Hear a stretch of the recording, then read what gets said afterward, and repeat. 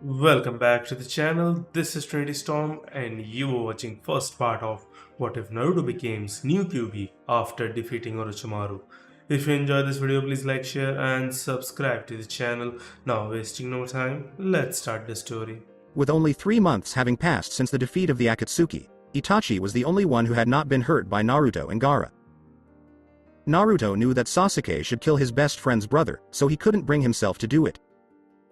People from Kakashi's team, Jiraiya's team, and the Suna family looked down at the fight in the valley below them. Orochimaru and Kabuto were standing on the other side. Both teams were rooting for their own player to win, but Otto didn't care if the Kitun container lived or died, while Konoha wanted to capture Sasuke alive. Naruto and Sasuke fought in the valley to see who would really win the battle of truth. "Sasuke, is that all you've got?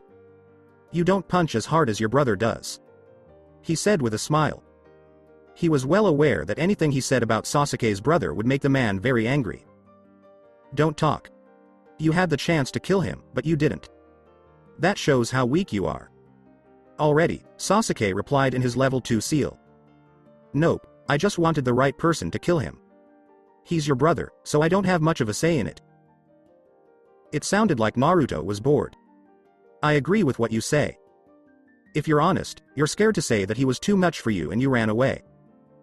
Sasuke spoke up. This is what made Naruto mad. He could have killed Itachi the last time he saw him. Gaara tried to attack. Naruto had to hold her back so Itachi could live and Sasuke could kill his family. "Do you know what, Sasuke? I have the Kyubi sealed inside of me, in case that snake bastard hasn't already told you. With the help of Eros Senin's training, you think it would be that hard for me to kill your big brother? I had to hold Gaara back so that your family could get even with you. This is the thanks I get because you're so called sensei has messed you up so much that you can't think for yourself anymore. But I'll tell you what." After that, Naruto was gone. All that could be seen was a golden streak, which surprised Orochimaru. Sasuke didn't even notice that Naruto was right in front of him. "I can fix that though." He then put his hand, which seemed to be glowing red, on the spot where the cursed seal was. When the attack hurt Sasuke so badly, he began to scream out in pain.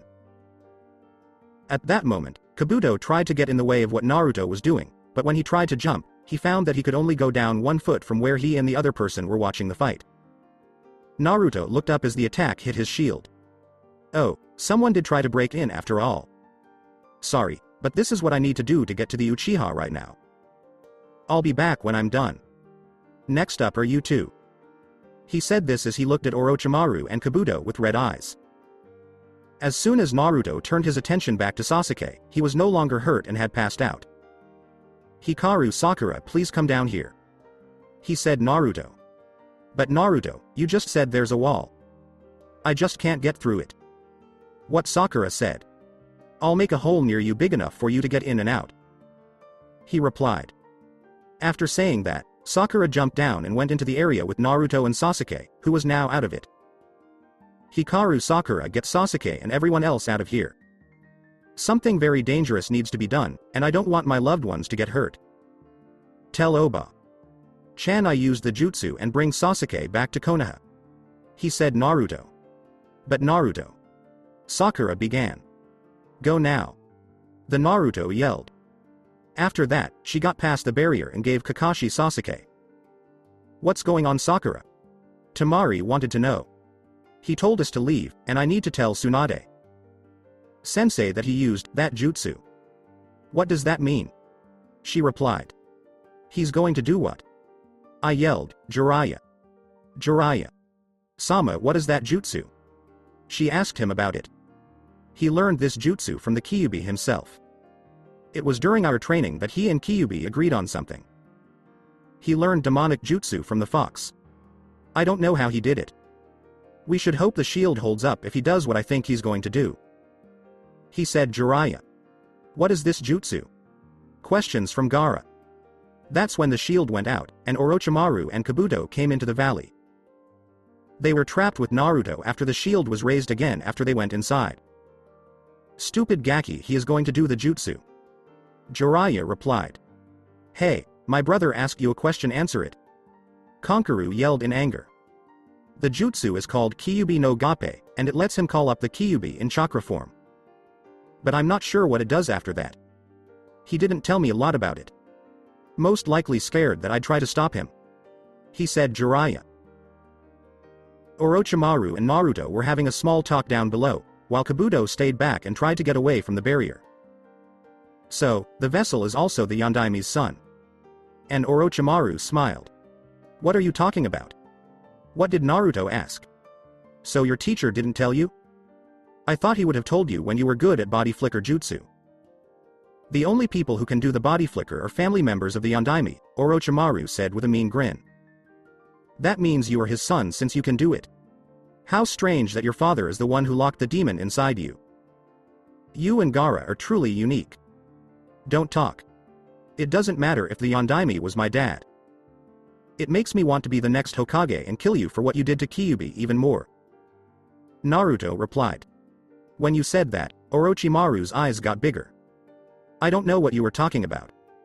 What Orochimaru said. That's right. There's no way Akatsuki could have forgotten what I was talking about. You were the one who called Kyubi. He said Naruto. He what? I yelled, Jiraiya. It was Akatsuki at the time, and you asked him to take care of the competition. He refused, so you used genjutsu on him. The only problem is that you thought you could handle him, but you couldn't.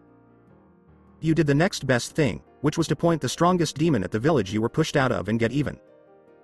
Everyone knows that you didn't like the Yondaime. My dad was better than you, and you couldn't stand that your own sensei didn't make you Hokage. He said Naruto. From the edge of the cliff, everyone could see the three of them talking. They had just learned how the Kyubi got to Konoha. The fact that no one had told the kids that the Yondaime was Naruto's father shocked them the most. Isn't that right, Jiraiya? Yondaime is the father of Naruto? When I asked him to teach me the body flicker, he said that only his family knew how to do it.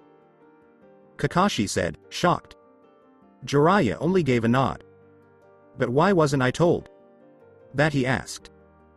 We didn't want anyone to find out, because then another village might try to go after him like the Stone did with Hinata. In fact, Stone and Otto have the best reason to try to kill the boy. It was best to keep his identity a secret from him in the village. Elders, clan leaders, the Hokage, and I are the only ones who know. Jiraiya told him. The group then saw a bright red chakra flash. He said, Oni Kaichios no Jutsu, and a red burst of chakra came out. Next to Naruto was now a horse-sized Kyubi that was made of chakra all the way through. The Kyubi was giving off so much power, and the shield was still in place, that most of the Konoha group was shocked. So Snake, you still haven't changed? I asked Kyubi.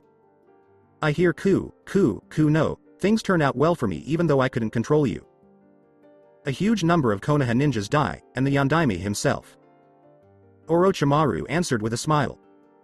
His answer made Naruto and the Kyubi even more angry. The Kyubi then turned its back on Orochimaru and Kabuto and began talking to Naruto. Don't ignore Orochimaru. Sama. He said this as he rushed in with a chakra scalpel. One of the Kyubi's tails caught this, and Kabuto was thrown away like a rag doll. You arrogant jerk. You really think that a small chakra knife can hurt Kyubi? You will soon learn that what your master let into the world was your deaths. Kyubi said as he took a few steps back. After that, he ran at Naruto and jumped into the air. The Kunoichi group let out a gasp when they saw that the Kyubi looked like it was going to eat Naruto. Instead, the Kyubi's shape hit Naruto. Naruto's on fire. She screamed. Calm down Sakura, he knows what he's doing. Gaara talked about. The next second, the flames went out, and the Kyubi's chakra wrapped around Naruto. The Kyubi's ears and tail stuck out, making Naruto look like he was half fox. You might not feel bad about what I did to Konoha, but you will feel bad that the Yondaime put me in his son. Kyubi no Gape full set around them, Kyubi's voice could be heard. I really don't think your ship can cause me any trouble. Kabuto almost killed him the last time he tried to fight me. You would both be dead now if Tusnade Haim hadn't saved you. Then Orochimaru answered. Naruto looked like he was asleep because he hadn't moved since the Kyubi wrapped chakra around him. When Orochimaru was done talking, Naruto's eyes opened and showed sky. Blue, cloudy ones. Angry at the two people in front of him. Orochimaru then chose to end the fight quickly. I hope this method works for you. Hikaru Kakashi, your student, was kind enough to teach me.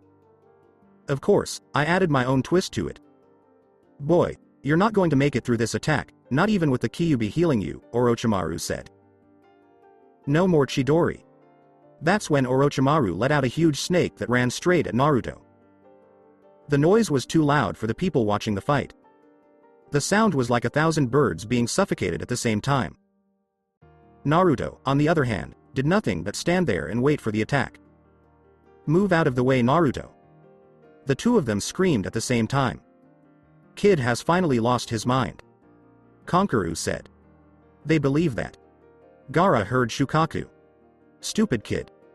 He said Jiraiya. Naruto was knocked off his feet when the attack finally hit. He was thrown back a few hundred feet and landed under the people who were watching him. Hey Naruto, get up. Get up. It said Sakura. Orochimaru and Kabuto smiled and turned to leave, but they saw that the barrier still wasn't down. The wall should be gone if the ship was dead. They saw Naruto stand up again and laugh at Orochimaru and Kabuto when they turned around. His eyes were red when he looked at them. Was that your best attack? I thought that was sad, and to think that you were the eight-headed demon Lord Orochi. Kyubi said, Shadow must not like you because of this. You keep being weak and wasting his chakra on useless things. I'll show you weak. Orochimaru screamed as he sent another Habi Chidori at Naruto, who was now controlled by the Kyubi. Kyubi just used one of his tails to hit it away. The Otokage and his partner were shocked by this. Have it your way. Orochimaru said this as he and Kabuto began to make the hand seal to call Manda and another snake. Oh no, you don't. He said this, and chakra claws came out of his hand. Then they put their arms around Orochimaru and Kabuto and began to squeeze them hard. A loud snap was heard after the two screamed in pain. Kyubi smiled because he knew what that meant. Now it looks like you two aren't going anywhere because I just broke your backs. But you know what?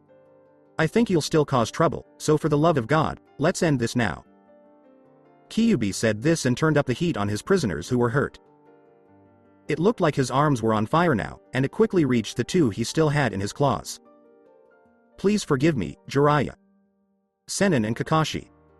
San, but this has to be done to stop more tragedies from happening. Don't worry, the kid is sound asleep now. Tell him I killed them, not him. Kyubi said as he looked up at his ship's senseis. I yelled, Kitsune Anu, at the flames that were engulfing the two he was holding. There were no screams heard, and a horrible scene was seen. The flames were so high that they went around the barrier and across the top. When the fire went out, all that was left was the ash of the two Konoha traitors. The wall goes out for a moment. I win. Naruto spoke, and he began to fall because his chakra was running low. But Jiraiya was there to catch him before he hit the ground. He smiles at the kid because he knows he is sound asleep. You're definitely the Yondaimi's son, Naruto. Jiraiya said, come on everyone, and Naruto smiled. Let's take these two home and show them to the Tsunade. By now, she's probably scared to death about her little brother. Gaara, would you mind carrying them for us? Toshiko asked. For my friends, of course not. Gaara answered. Then he made 2 sand stretchers and put each boy on one of them. So they wouldn't fall out, the sand was put on top to make a blanket. After that, the group turned around and went back to Konoha, where they knew a new adventure was waiting for them. When Naruto thinks about it, he and Kyubi are talking about the fight and the moves they used. After Naruto and Kyubi made a deal, Kyubi was free to leave his cage as long as he promised to only take over Naruto if he was in a life or death situation. He smiled at his vessel and said, you did a great job with the demon jutsu's kit. I'm surprised your body held out for so long with me on the outside. Of course I'm the great Uzumaki Naruto, son of the Yondaime. I've had you in me since my birth and we'll always be there for each other. Naruto said with a smile. The Kyubi made a dumb face at this. Listen kid, there is something I forgot to mention about the Kyubi no Gappe. Even though I'm here in you mind with you know the merger is still happening. Kyubi made clear. He yelled, "What? So we just need to stop the jutsu. It can't be stopped once it started, it can't be undone. I'll explain everything I can to you now about the demon lords and the power you'll soon have. After that I'll tell you about the effects the jutsu might have on you because even I don't know what all is going to happen." Kyubi made clear. "The demon lords, you mentioned that earlier to Orochimaru and said he held the 8-headed demon, but I thought it was the tail that made the numbers." Naruto stated. "That's where the monks translated it wrong. The demon lords could have a certain number of heads or tail, but a lot of them have tails. Listen well kid, cause I'm only going to tell you once," Kyubi stated. Naruto sat down because he thought the story would last a long time. The group was still moving through the forest from the outside. While Gaara and Jiraiya kept a close eye on Naruto, Sakura hadn't left Sasuke's side. One day after they left, Jiraiya saw Naruto sweating even though it was cool outside. Jiraiya said, "This is bad." Kakashi asked, "What's wrong, Jiraiya?" "He's got a fever. We need to get back to Konoha and fast," Jiraiya told us. "Okay kid, you know about me and the Shukaku, so I'll go through the list of lords. Keep in mind the higher the number the more powerful they are. Okay, you've got Shukaku the 1. Tailed Tanuki, Dairushimimaru the 2. Tailed Wolf, Genbu the 3. Headed Turtle. Though one of his heads is on his tail, Jishi the 4. Tailed Lion, Byako the 5. Tailed Tiger, Suzuka the 6. Tailed Phoenix, Seryu the 7. Headed Dragon, Orochi the 8. Headed Snake, and myself the 9. Tailed Fox. Of these lords Genbu, Byako, Suzaku, and Seryu rule the heavenly directions and are never seen.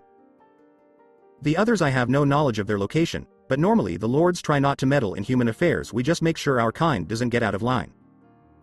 But if you're normally not seen, then how did Akatsuki get a hold of all the other except for me?" Naruto inquired. "Well, even though the heavenly guardians are never seen, their children are sent to Earth to live part of their lives among humans to understand who they protect. I can only guess that's who the Akatsuki capture. As for the other, they might have been either contained as Shukaku once was or have been put in a vessel like you. Of course, this is all guessing work, mind you." Kyubi replied, "Okay, now with me merging with you, that will mean that you will become the 9-tailed demon lord and the most powerful of all the lords. I know this is a lot to take in right now, but the job isn't tough. Just make sure the demons that you're in charge of don't cause in trouble, and if they do, it's your job to send them back to the demon world. This will be one of the new jutsus you'll learn after the merger. Got it?" Kyubi sought answers. Naruto gave a nod. Kyubi saw that he didn't look great and thought that the merger must be making his body feel bad. "Okay Naruto, I can tell you're not feeling too good, so I'll try to finish this up so you can rest." Kyubi began again. Naruto said, "No, I'm fine, Kyubi. I'm just a little tired." He then yawned. "Yeah, that's what the merger does. Listen, you're going to get a fever and be sick for about a week. Once that's over, the merger will be complete." Kyubi had to stop talking because Naruto passed out on the floor. He was caught by one of Kyubi's tails, and the two of them curled up into a ball and fell asleep together. Ever since they left to find Sasuke, Hinata would wait at the main gate until it got dark to see if they would come back that day. It had been 2 weeks, and they still hadn't come back. Not only did she worry about those who had gone after Sasuke, but so did everyone else. The rest of the rookie 9A Tsunade, Sama, Shizune, Sama, and Iruka Sensei were also very worried about them. They were all now Chunin. They hadn't heard from Tsunade Sama in more than a week, which made her angry, and her personal guards were usually the ones she yelled at when she was mad. Hinata had lost track of how many times her sensei had hurt those two and sent them to her to get better. Hinata was thinking and didn't see the group coming quickly toward Konoha. Not until they were gone did she figure out who it was and what they were talking about. "Jiraiya, how are you?" Kakashi asked. "Not good. I think his fever had gone up again. We need to get them to the hospital and get them treated immediately." Jiraiya spoke up. Sakura was standing next to Kakashi when he said, "All right, Sakura. Jiraiya and I are going on ahead and take them to the hospital with the Kazekage and his siblings. I need you to go to the Hokage's office and tell her we have Sasuke, but Naruto is sick with a fever." Kakashi informed her. "All right, Sakura said, and she ran at a very fast speed toward the Hokage tower. Kakashi said, "Okay, now that's over, let's go." The boys were moved to sand stretchers and then put into beds once they got to the hospital. Then, because they hadn't eaten or drunk, they were given IVs. No one knew when Sasuke would wake up because they thought the battle and taking off the cursed seal had worn him out and put him to sleep for a while. They rushed through the room 5 minutes after they got there to see how everyone was doing. The Suna children knew it was time to leave when the Hokage showed up. But Gaara wasn't sure, even though Temari tried to convince her. Tsunade had to take care of something else before she could help the patients. Uriah yelled, "Itai! What was that for?" "For not sending a letter in a week. I didn't know what had happened to you or my little brother. You're lucky you got off lightly today because of those two being hurt." Tsunade spoke up. After that, she went to check on Sasuke because he didn't look too bad. But he could be hurting inside in ways that no one else could see. "Sasuke will be fine. He just lost too much chakra and needs to sleep. I'd say he'll be out for a week. I hate to tell Sakura this. She's already worried sick.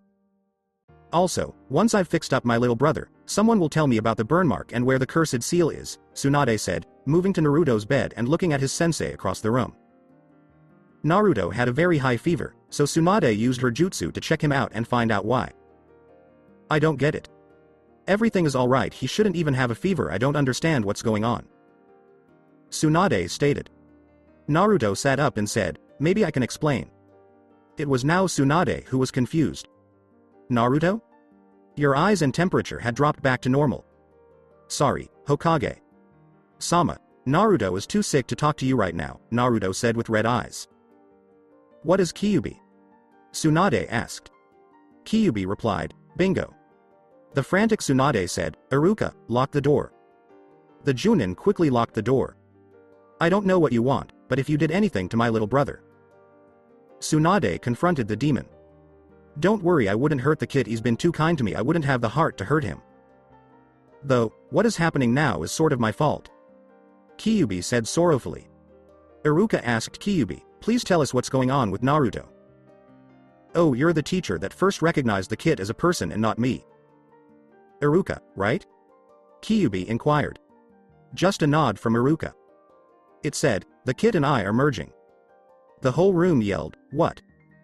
"Please calm down. I'll try to explain this as best I can, and if you can please tell the kid when he wakes up. I'm sure the merger is going to have some side effect, though I'm not sure what," Kyubi stated. "Sorry, please go on," Tsunade said. "Most of the detail you can get from Kit senseis when they give you the report." Once the Kit was able to remove the seal from Sasuke, "We started to battle Orochimaru and Kabuto," Kyubi stated. The girl asked Naruto, "What did he do?" "Oh, removing Sasuke's cursed seal. You see, I taught Kit how to remove it, so the burn mark is actually his handprint from where we burned out the snake seal and removed all the poison chakra that was flowing thought him. You were correct, it will be a week until he wakes up. When he does, he'll be back to normal. Well, as normal as Uchiha Sasuke goes anyways." Kyubi grinned. The seal was messing with his chakra and mind, so please don't blame him for what he did. "But you said he battled Orochimaru and Kabuto? There is no way Naruto can handle those two on his own," Iruka stated. "Ah, but he wasn't alone, he had me. Since his training with Ero Sennin, he had been able to talk with me freely, and I've even been let out of my cage. He had only one condition: I could only take over his body if it was a life or death situation. So I agreed and in return taught him some demonic jutsus. He learned them quite fast, a very good student if I say so myself. Of course, I think that might be because his father was so great at learning and creating jutsu too," Kyubi stated. He was asked, "Do you know who Naruto's father is?" "Yes, and he does now too, because Orochimaru told him that only one of the Yondaimi's blood can do the body flicker and perform it perfectly. I suggest after he wakes up you tell him all about his father and let him live at the compound now. I think he'll like that," Kyubi told him. Iruka asked, "The Yondaime was Naruto's father? You taught him the body flicker?" Tsunade asked Jiraiya. "He wanted to learn a new jutsu, I didn't think he'd actually figure it out and be able to perform it. All I told him was the basic concept of the jutsu, what it did and how it looked when performed properly. Jiraiya informed Tsunade. Maybe you can discuss this when they give their report. I don't really have a lot of time. Kyubi said. Tsunade said, sorry, go on. Anyways, before fighting Orochimaru, he knew he'd be too weak to take him and Kabuto on by himself, so he decided to use the Oni Kaichios no Jutsu. Kit summoned me in chakra form to the real world and I merged with him. Though at that time the Kit didn't know the full extent of the Kyubi no Gape. While fighting Orochimaru, Kit got hit by what the snake called a Habi Chidori and knocked him out cold. I took over and incinerated the two so they could cause no more trouble. But with the Kyubi no Gape started, it couldn't be stopped. Now he'll become the next nine-tailed demon lord. The Kyubi ended. Everyone in the room was now staring at the floor with their jaws open. Which made the Kyubi laugh when they saw it. Once they were calm again, Tsunade was interested. You said Naruto would be the next nine-tailed demon lord. What does that mean? She was curious. For that answer you can ask Naruto, he knows the answer to that one. Kyubi stated. The merge, what will happen? Kakashi, who had been listening the whole time, asked. To be honest, I don't know what will happen to the Kit. His appearance will change for sure, but he'll be able to hide the changes. That's why he's so good at henge. I'm guessing he'll have fox ears and 9 tails. Normally I could go between a half-human and full demon form. I'm pretty sure he won't have the full demon form. I believe his body won't be able to handle it. Other than that, he'll be able to perform any of my demonic jutsus. My time is almost up now. You need to tell him if he has any questions to just call my name. I'm going to leave a bunch of myself in his mindscape, so if he need help to holler at me. Finished, and Naruto went back to sleep. His temperature rises to what it was before Kyubi. Kyubi keeps an eye on Naruto while he sleeps in his tails. I'm sorry, Kit. I know how much we get along and you will miss me, but I feel this is for the best. Maybe after this happens you will understand.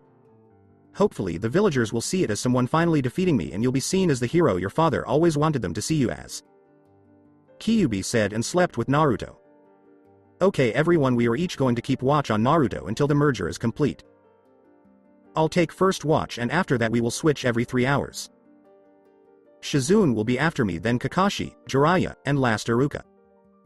If anything happens you are to come and get me immediately. Any questions? Tsunade stated. What about Sasuke and Naruto's friends? I'm sure they'll want to come in and see them.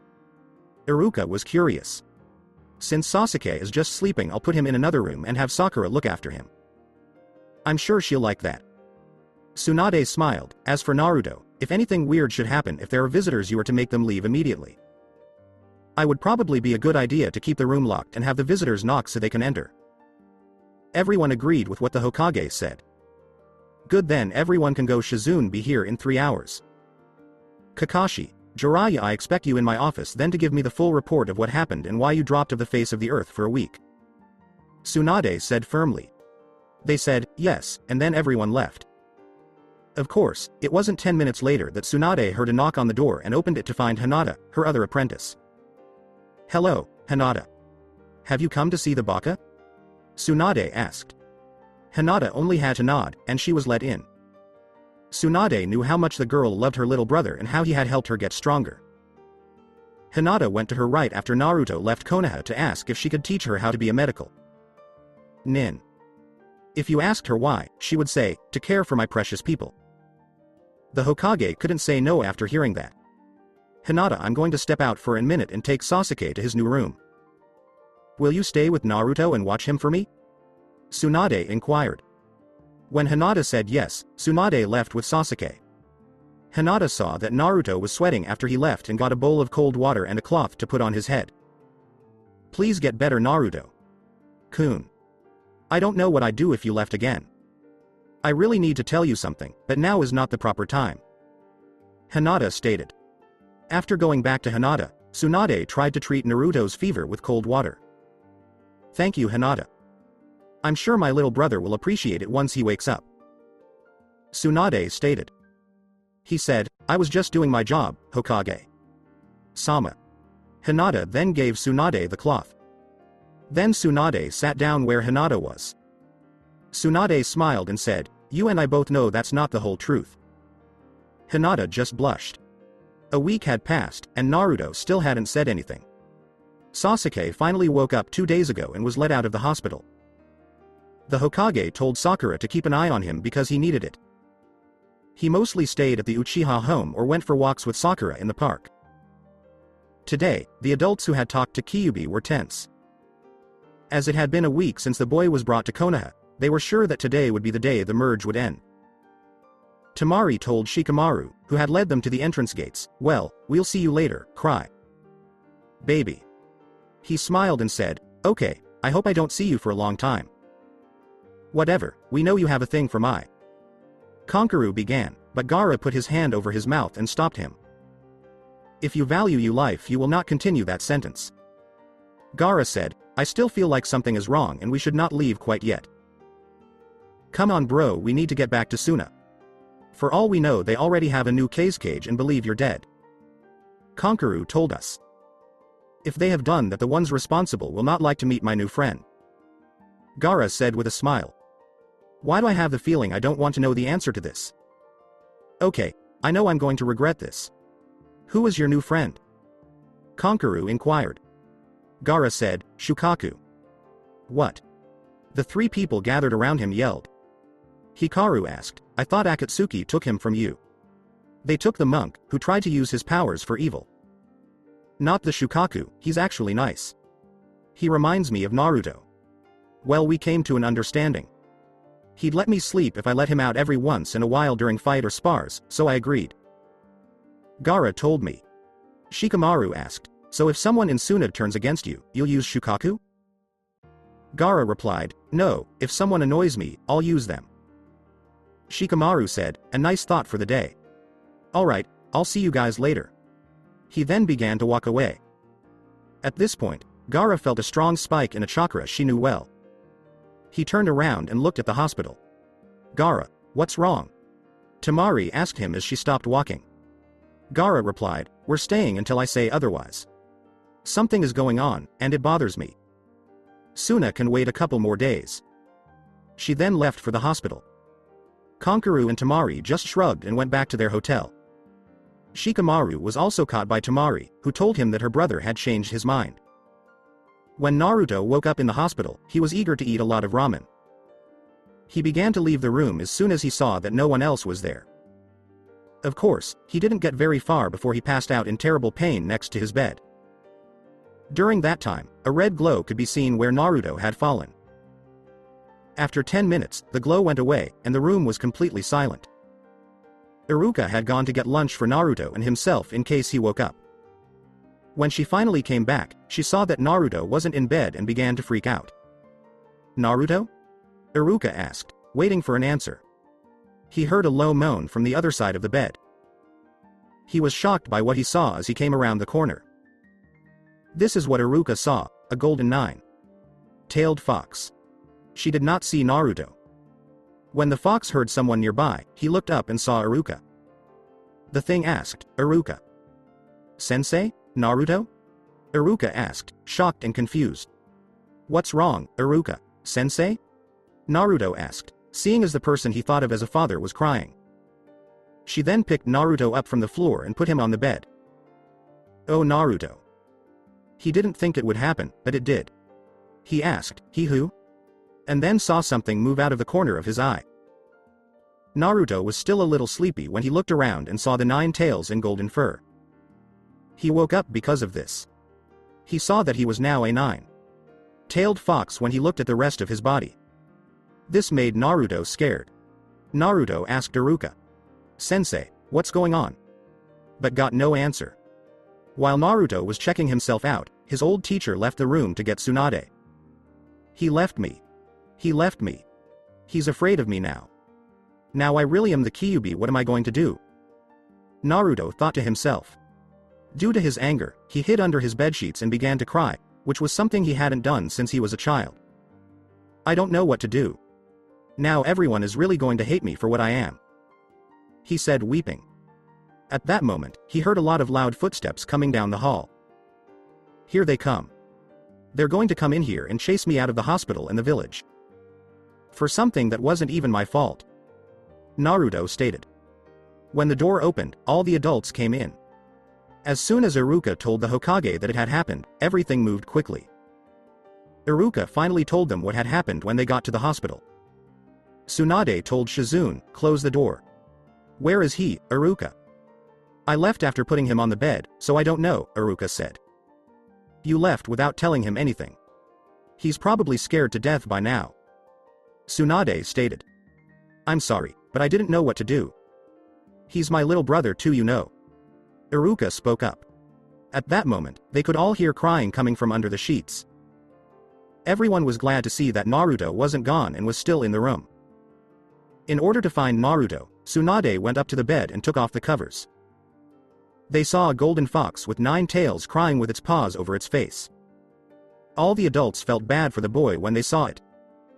As a comfort, Tsunade said, "Naruto." Naruto told her, "Go away," and tried to push her away with one of his paws. She put her arm around him and said, "Now you know I can't do that. I need to talk to you. Just go away. I know you all are afraid of me." Iruka Sensei practically ran out of here. "I know I'm a monster. Just let me rest for a bit more and I'll leave the village and go far away from here." He said that. "Now what make you think, Iruka? Sensei is scared of you? If he were, he wouldn't be in here right now, and if you leave I'm going with you. The only reason I'm Hokage of this village is because of you," she informed the boy. Naruto had now calmed down. He looked at her without his paws on his face. "Ah, now there you go. And those pretty blue eyes of yours haven't changed a bit," she stated. "You okay now?" Naruto shook his head. She said, "Good." Naruto rubbed his head and asked, "Itai? Geez, Oba Chan, what did you do that for?" "For making me worry. I thought you had run away when we didn't see you in the room." Tsunade made clear. "I think it would be best if I did," Naruto said. Kakashi asked Naruto, "Why do you say that? Look at me. I really can't go prancing outside anytime soon. I'll be dead when the first ninja sees me," Naruto stated. Jiraiya joked, "Either that or give everyone a heart attack." It wasn't funny to Tsunade, so he threw Jiraiya through the wall. His room was on the top floor, but the wall went straight outside, which was bad for him. Someone knocked on Naruto's hospital room door after the crash, and Kakashi looked out the window to see if Jiraiya was okay after the fall. When someone asked, Shizune said, "Sorry, but Naruto's sleeping right now." The voice said, "Let me talk to Kyubi." Everyone was shocked by the answer. She went to the door and looked out. She saw Gaara. Iruka was shocked when she heard, "K's cage." "Sama." Gaara said, "Let me in." "Sorry, but..." Iruka was cut off. Toshin told him, "Let him in, Iruka." "Sensei." When Iruka asked, "But Naruto?" Naruto replied, "He already knows." Gaara walked in and saw Naruto sitting in his 9-tailed form. Naruto said, "Hi, Gaara," and raised a paw to say hello. Gaara asked him, "I guess Shukaku told you?" Naruto turned his attention away from everyone else in the room and said, "Thought that would be the only reason you asked for Kyubi." "Yes, well I guess you're not as dumb as you act most of the time." Gaara spoke up. Naruto said, "Hey, that was a low blow, and you know it." Gaara just smiled. Kakashi decided to cough to make them think of everyone else in the room. He said, "I'm sorry." "Right, Gaara, you can stay, but I need to talk to Naruto now. So please don't interrupt," Tsunade stated. Gaara replied, "As you wish. Naruto, I need to tell you what happened and why you look like Kyubi. I'm sure he told you about the Kyubi no Gappe after battle with Orochimaru." Tsunade began. Naruto just smiled. "Good, then I'll make this short. You are now the 9-tailed demon lord and have all of Kyubi's powers. Before you ask, I don't know why you look like a 9-tailed fox. Kyubi said it shouldn't have happened because your body couldn't handle it. But of course this proves him wrong," Tsunade explained by pointing at Naruto. Naruto replied, "Well, duh. Anyway, I don't know how to change you back yet, so you'll have to stay at my house until I do. Once we get you back to normal, I'll take you to your dad's compound, and you can decide if you want to stay there or not. Got it?" Tsunade asked, forgetting about the Kyubi Bunshin that was in Naruto's mind. Naruto nodded again. Okay. Iruka, I want you in the cage to take Naruto to my house. I'm going to have a major headache in a few hours. I want you to watch him until I get home. No visitor unless it's Gaara's siblings or one of us in this room. Got it? Tsunade informed the two. When they said yes, Iruka was about to pick up Naruto and take him home, but Naruto jumped up and down on the floor. That's when they saw how big Naruto was when he turned into Kyubi. He was about the size of a big wolf. Gaara thought it would be best to move them with his sand, and the three of them were gone. Alright, the rest of you meet me in my office in 5 minutes. Tsunade stated. Kakashi, go get the Tsukubi and tell him if he's not in my office in 5 minutes he won't have to worry about writing anymore ichas because he won't be a man anymore. After a deep breath and a nod, Kakashi went downstairs to tell the frog Sennin what the Hokage had to say. Right, I want each of you to go and get people I tell you to get. I'm going to have an emergency meeting with all top people in Konoha. Kakashi, I want you to go and tell the Anbu, Shizune go find Ibiki and the other interrogators, Iruka go get all the heads of the families and Jiraiya go get the elders, make sure you have Omura and Kaharu. If the other won't come it's fine. Tell them I'm having an emergency meeting and everyone is to be here in 1 hour. Dismissed. With that, the four vanished from Tsunade's now to figure out how to tell them what happened. Naruto puffed out his fox ears and said, that's the last time I ride by sand. I think it's everywhere. Gaara, I don't see how you don't have it all over you. I do have it all over me.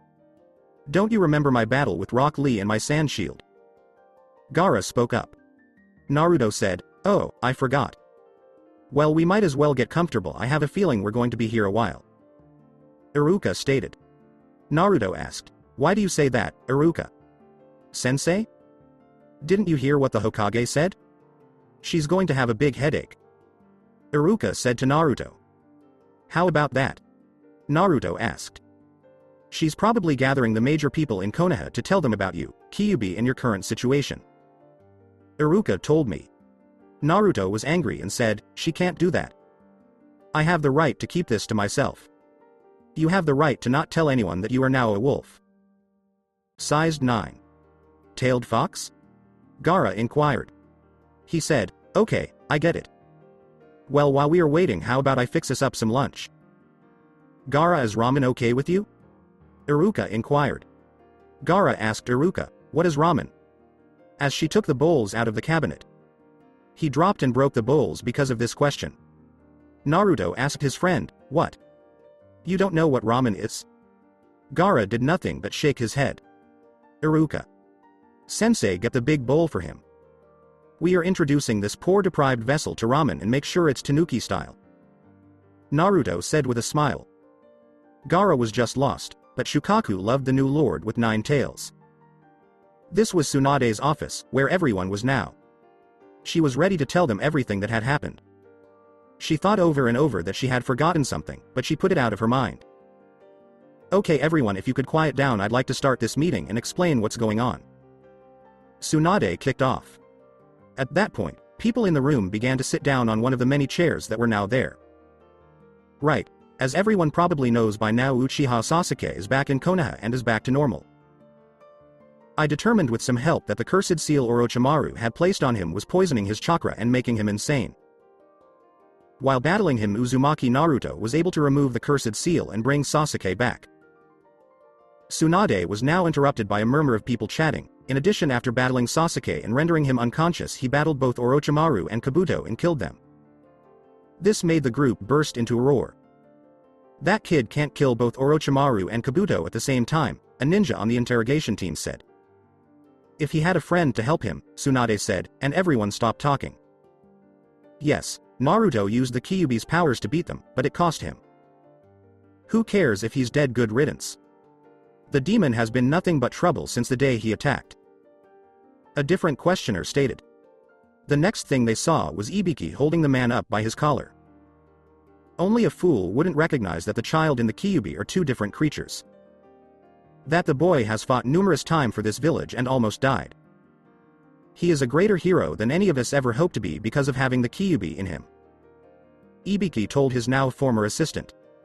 Not anymore. It came from Tsunade.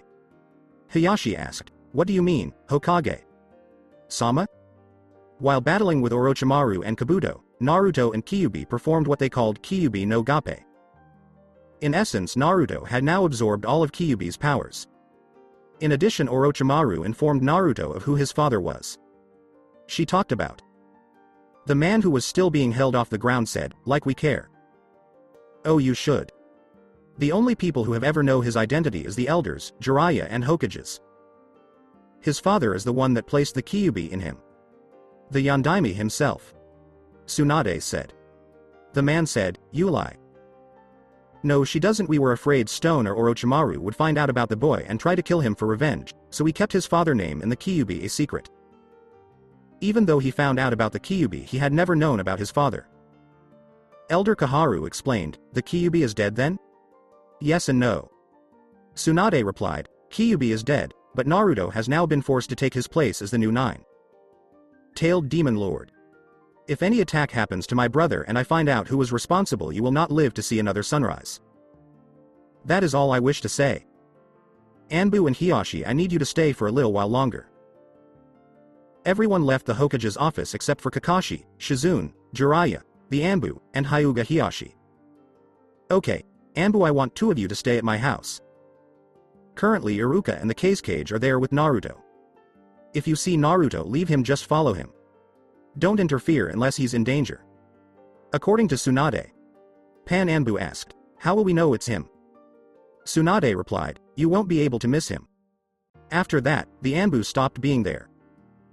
Hiyashi, I wish to know if you still have the key to the room in Arashi's compound. Tsunade said, "Yes, you wish to let the boy live there now since he knows." Hiyashi was curious. "Yes," Tsunade replied. "Very well, I'll have Hinata bring it when she comes for medical. Nin training in the morning. I believe she's going to tell him soon her feelings. Hiyashi told me. Is everything okay with you?" Tsunade asked. "He's the son of my best friends. Even if he's merged with the Kyubi, his heart will not have change."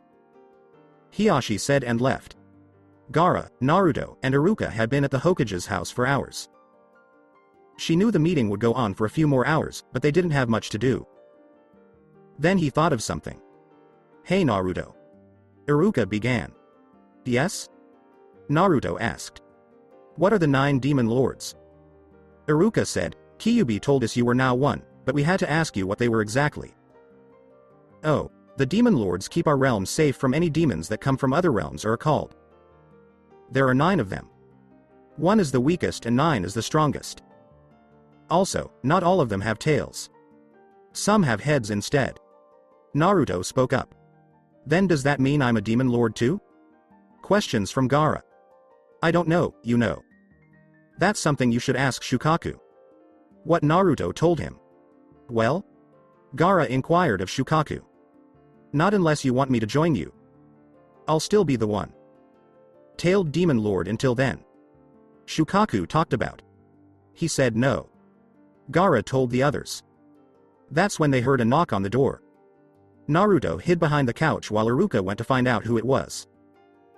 Gaara looked at this and raised one eye. Because Naruto was so big, he saw that hiding wasn't going to help. "Hi Sasuke, my name is Sakura. The Hokage is not here at this time." Iruka spoke up. "Oh, Iruka. Sensei, I'm glad to see you here. We were really trying to find Naruto. We went to the hospital to see him, but the nurse told us he was not there. We thought the Hokage might have brought him here to keep taking care of him." Sakura spoke up. "Well, he's not here, right?" Iruka began. "Iruka. Sensei, let them in." The Naruto yelled. "But the Hokage," Iruka began. "I'm sure it'll be alright for them to see me. He told me." "Are you sure about this, Naruto?" Gaara asked his friend a question. "That's right, Gaara. They were already my teammates before this happened. They can see what I've had all along. But be ready in case." He told Gaara, and she just nodded. As the 3 of them walked into the room, Sasuke and Sakura couldn't see Naruto. "Okay, dope, where are you hiding?" "I don't feel like doing anything right now." Sasuke spoke up. Sakura then hit him in the side with an elbow, but she just shook her head. "There's a problem. Why did Iruka Sensei lie and say Naruto wasn't here when he was?" But Sakura thought. The fox then came out from behind the couch and sat down next to Gaara. Gaara, this isn't funny, where is Naruto and what's up with the wolf? Sized fox? Toshiko asked. It was them that she saw the fox's tails moving, and not just one, but 9. She let out a gasp and moved away. The fox was upset about this. What's wrong, Sakura? Sasuke asked, since he hadn't seen the tails. Sasuke, it the Kyubi. What Sakura told him. After that, he looked at the fox and saw all of its tails. Kyubi is free? When Sasuke turned to look at Iruka. He's not the Kyubi Gaara talked about. Then who is it? Gaara just nodded when Sasuke asked and then realized the answer. Naruto? Sasuke slowly spoke. What about Naruto? Even though Sakura didn't know who the fox was, she asked. It him, Sakura. Look at that fox, Sasuke said. That's not funny, Sasuke-kun. He would get mad and say that was Naruto, she replied. I'm afraid so, Sakura-chan. At last, Naruto said. Tell Naruto that this is not funny. Leave that henge right away. What Sakura told him. I wish I could. Oh, how I wish I could, but it's not a henge, Naruto said in a sad voice as he turned to look out the window but only saw himself. Kyubi and I became one. Why? Sasuke inquired. That way, Orochimaru and Kabuto would no longer be a problem. I could only kill those two if Kyubi and I joined together, but I had no idea what would happen. Kyubi didn't even tell me until after the fight was over and he burned them both to death. When Naruto turned back to his two teammates, he said. It's my fault, right? You wouldn't have had this happen if I hadn't gone to see Orochimaru. Everything would be fine. Sasuke spoke up. That wasn't your fault, Sasuke. We would have had to fight the snake anyway, so it didn't matter if you hadn't gone to him. If anyone is to blame, it's me because I didn't ask Kyubi quickly enough if the jutsu had any side effects. Haha, but you know I always want to learn first and then figure out the bad things about it. Seeing his friends, Naruto said with a smile. I'm sorry I scared you, Sakura-chan. He told her he couldn't look at her. You didn't scare me, Naruto. She replied. This made Naruto look at them with doubt. Okay, but you could have talked to someone. You made me think you were the Kyubi. She told him now. No, but Kyubi wouldn't have hurt you guys even if I were him. Don't forget that Orochimaru messed with him. Once you got to know him, he was a really nice demon lord. Naruto replied. Demon lord? Question from Sasuke. Yes, there are about 9 demons that keep other demons out of our realm. Kyubi seemed to be the strongest of them all. It's my job now that he's gone. He said Naruto. What?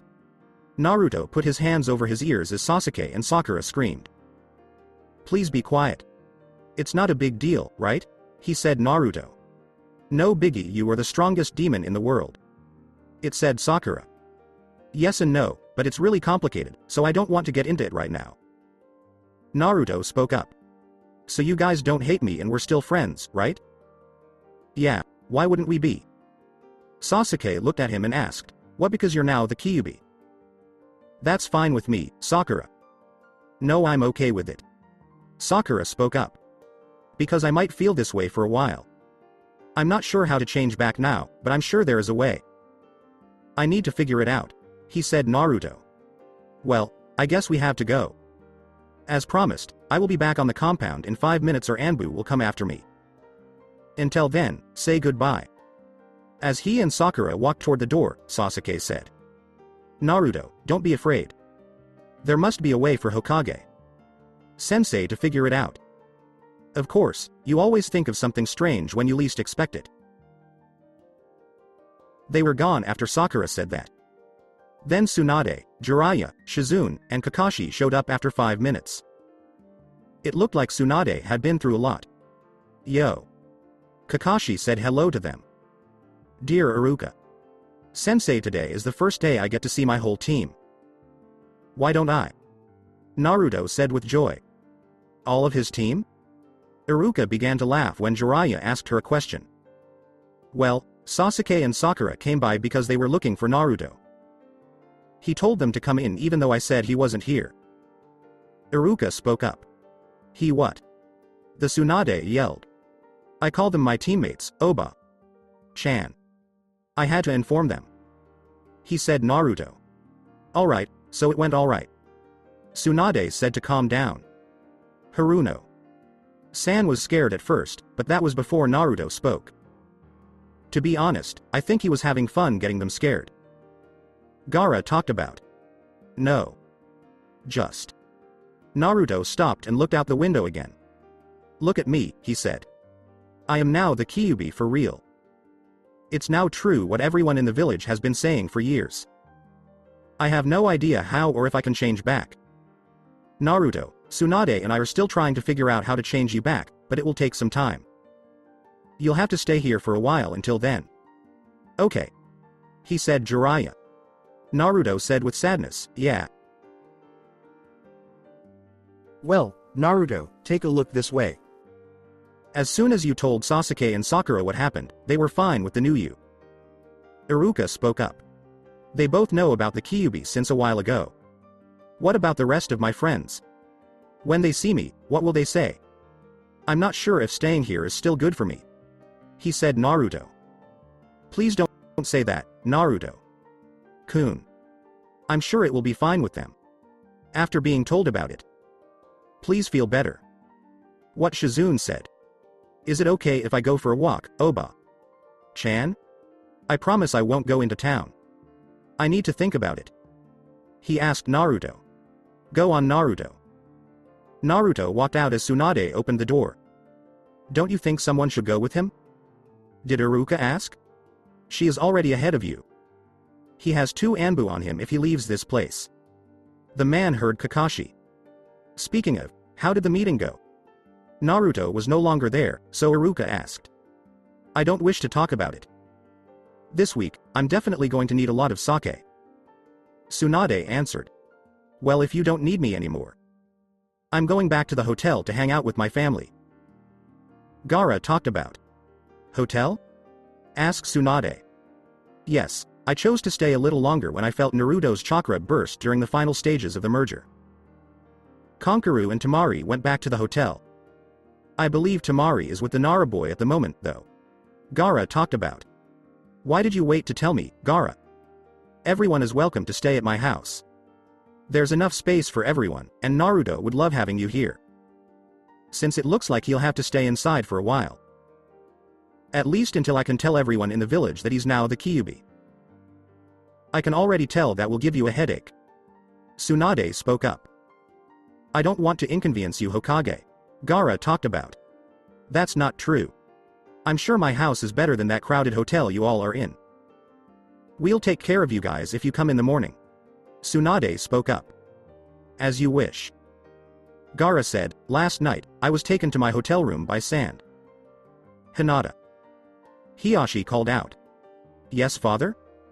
Hinata said that she found him in a study. Please give this key to the Hokage first thing in the morning. It will be clear to her what it's for. Do you get it? It said Hiyashi. Yes, Fathera, what Hinata said.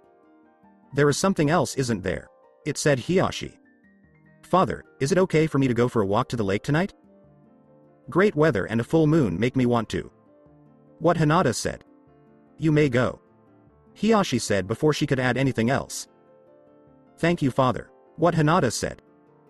After that, she ran out of the room and left the compound. Hiyashi just smiled as she walked away. She didn't know how much her mother looks like her. Does she have Neji? Hiyashi asked the boy who was hiding in the dark. No, sir, I don't think she does. Would you like me to follow her? I asked Neji. No, something tells me to let her be for tonight. Hiyashi said, okay, nephew, let's go. After hours of walking, Naruto had mostly stayed in the forest so that no one in the village would see him.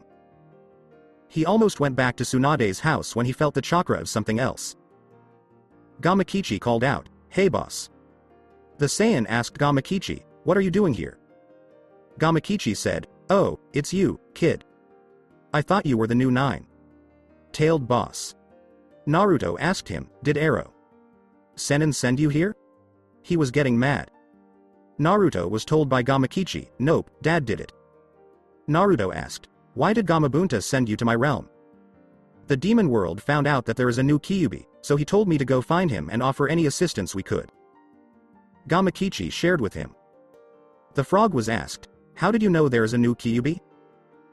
Well, Orochi finally returned to our realm and said he was beaten by the new Kyubi. Dad told him that couldn't be true because you dad put Kyubi in you. So, he sent me to find who the new Kyubi was. He thought you were dead. Gamakichi made clear. Actually no, Orochi was right. I guess he was killed by the new Kyubi and you're looking at him. Naruto said that. Very funny kid, you're human. Humans can't be lords.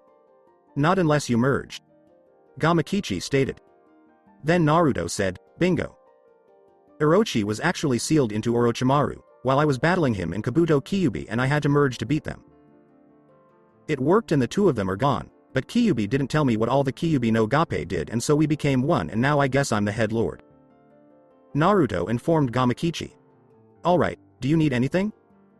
Gamakichi asked. Naruto asked, do you know how I can turn into a person? Sorry boss, can't help you there. Have never needed a human form. Gamakichi stated. Naruto told him, it's okay. I told him, well, if you need anything from us, just call us. Come on. Then you guys will still do that? Naruto asked. Yeah, you signed the contract. On top of that, Katsuyu, Manda, Enma, and other kitsunes will come if needed. Those are the groups Kyubi looks after. Each lord has a certain amount of groups to watch over. Though you'll always have problems if you call on Manda, as I'm sure you've seen numerous times. Gamakichi talked about. Yeah, my thrill for the day. Having to watch over the dead snake's summons. Naruto stated. Well, actually he's now the Uchiha kid's summons. Since Orochimaru is now dead. Gamakichi told us. Oh, okay, what is HE? He turned around to look at the frog. Oh, yeah, snakes are the only ones who can make deals like that. When the head dies, the next person in line gets to call, which in this case was the Uchiha. Yes, I should go back and tell my dad and the other demons the news. He said, Dad will be mad about this, but he'll be glad to hear you're still alive. Naruto said, okay, see you later. Tell your boss I said hello. Gamakichi puffed away. Naruto finally checked where he was going and saw that he was at Konoha's largest lake. Even though it was mostly open, he could tell it was almost midnight and that most of the villagers would be asleep by now. He only had to worry about the ninjas now. He walked to the edge of the water and sat down to look at his reflection. Wish I knew how to change back to looking like a person. He said, this whole merger thing wouldn't be so bad if I could change back. That's when he heard something coming from the trees. I thought everyone was asleep, but it looks like there are still a few awake. Naruto thought this and got up to leave. I was just going to watch the moon, so you don't have to leave Kitsune. Sama. You can stay too, if you want to. The person said, I'd like the company. He turned around and saw Hinata standing there. He went back to his seat and motioned for her to sit down because he didn't want her to know who he really was. Kitten, you're very polite, but why are you so sad? Hinata asked, I can see it in your eyes. Naruto then hit his own reflection in the water. You don't like what you see? Could you explain? She asked Naruto, but he just shook his head. I see. I'll tell you something if you want. I go to this lake when the weather is like this. If the moon was full and the weather was nice, my mother would take me there when she was alive. She said that if you wished during those times, it would come true. When we finally met, she told me that she had hoped my dad would notice her. He finally did it a year to the day she first asked. It's going to happen to me tonight too, Hinata told the fox. The fox looked at her funny and Hinata smiled and said, you don't understand. Let me tell you. There is someone I have always looked up to. I watched him become a strong man, but he didn't know I was there. He's been there for me many times and even helped change my family. He probably doesn't know that he did it, though. He just got back not long ago, but he was really sick. I took care of him for a short time on the first day he came back. After that, I worried about him all the time, and today he was gone again.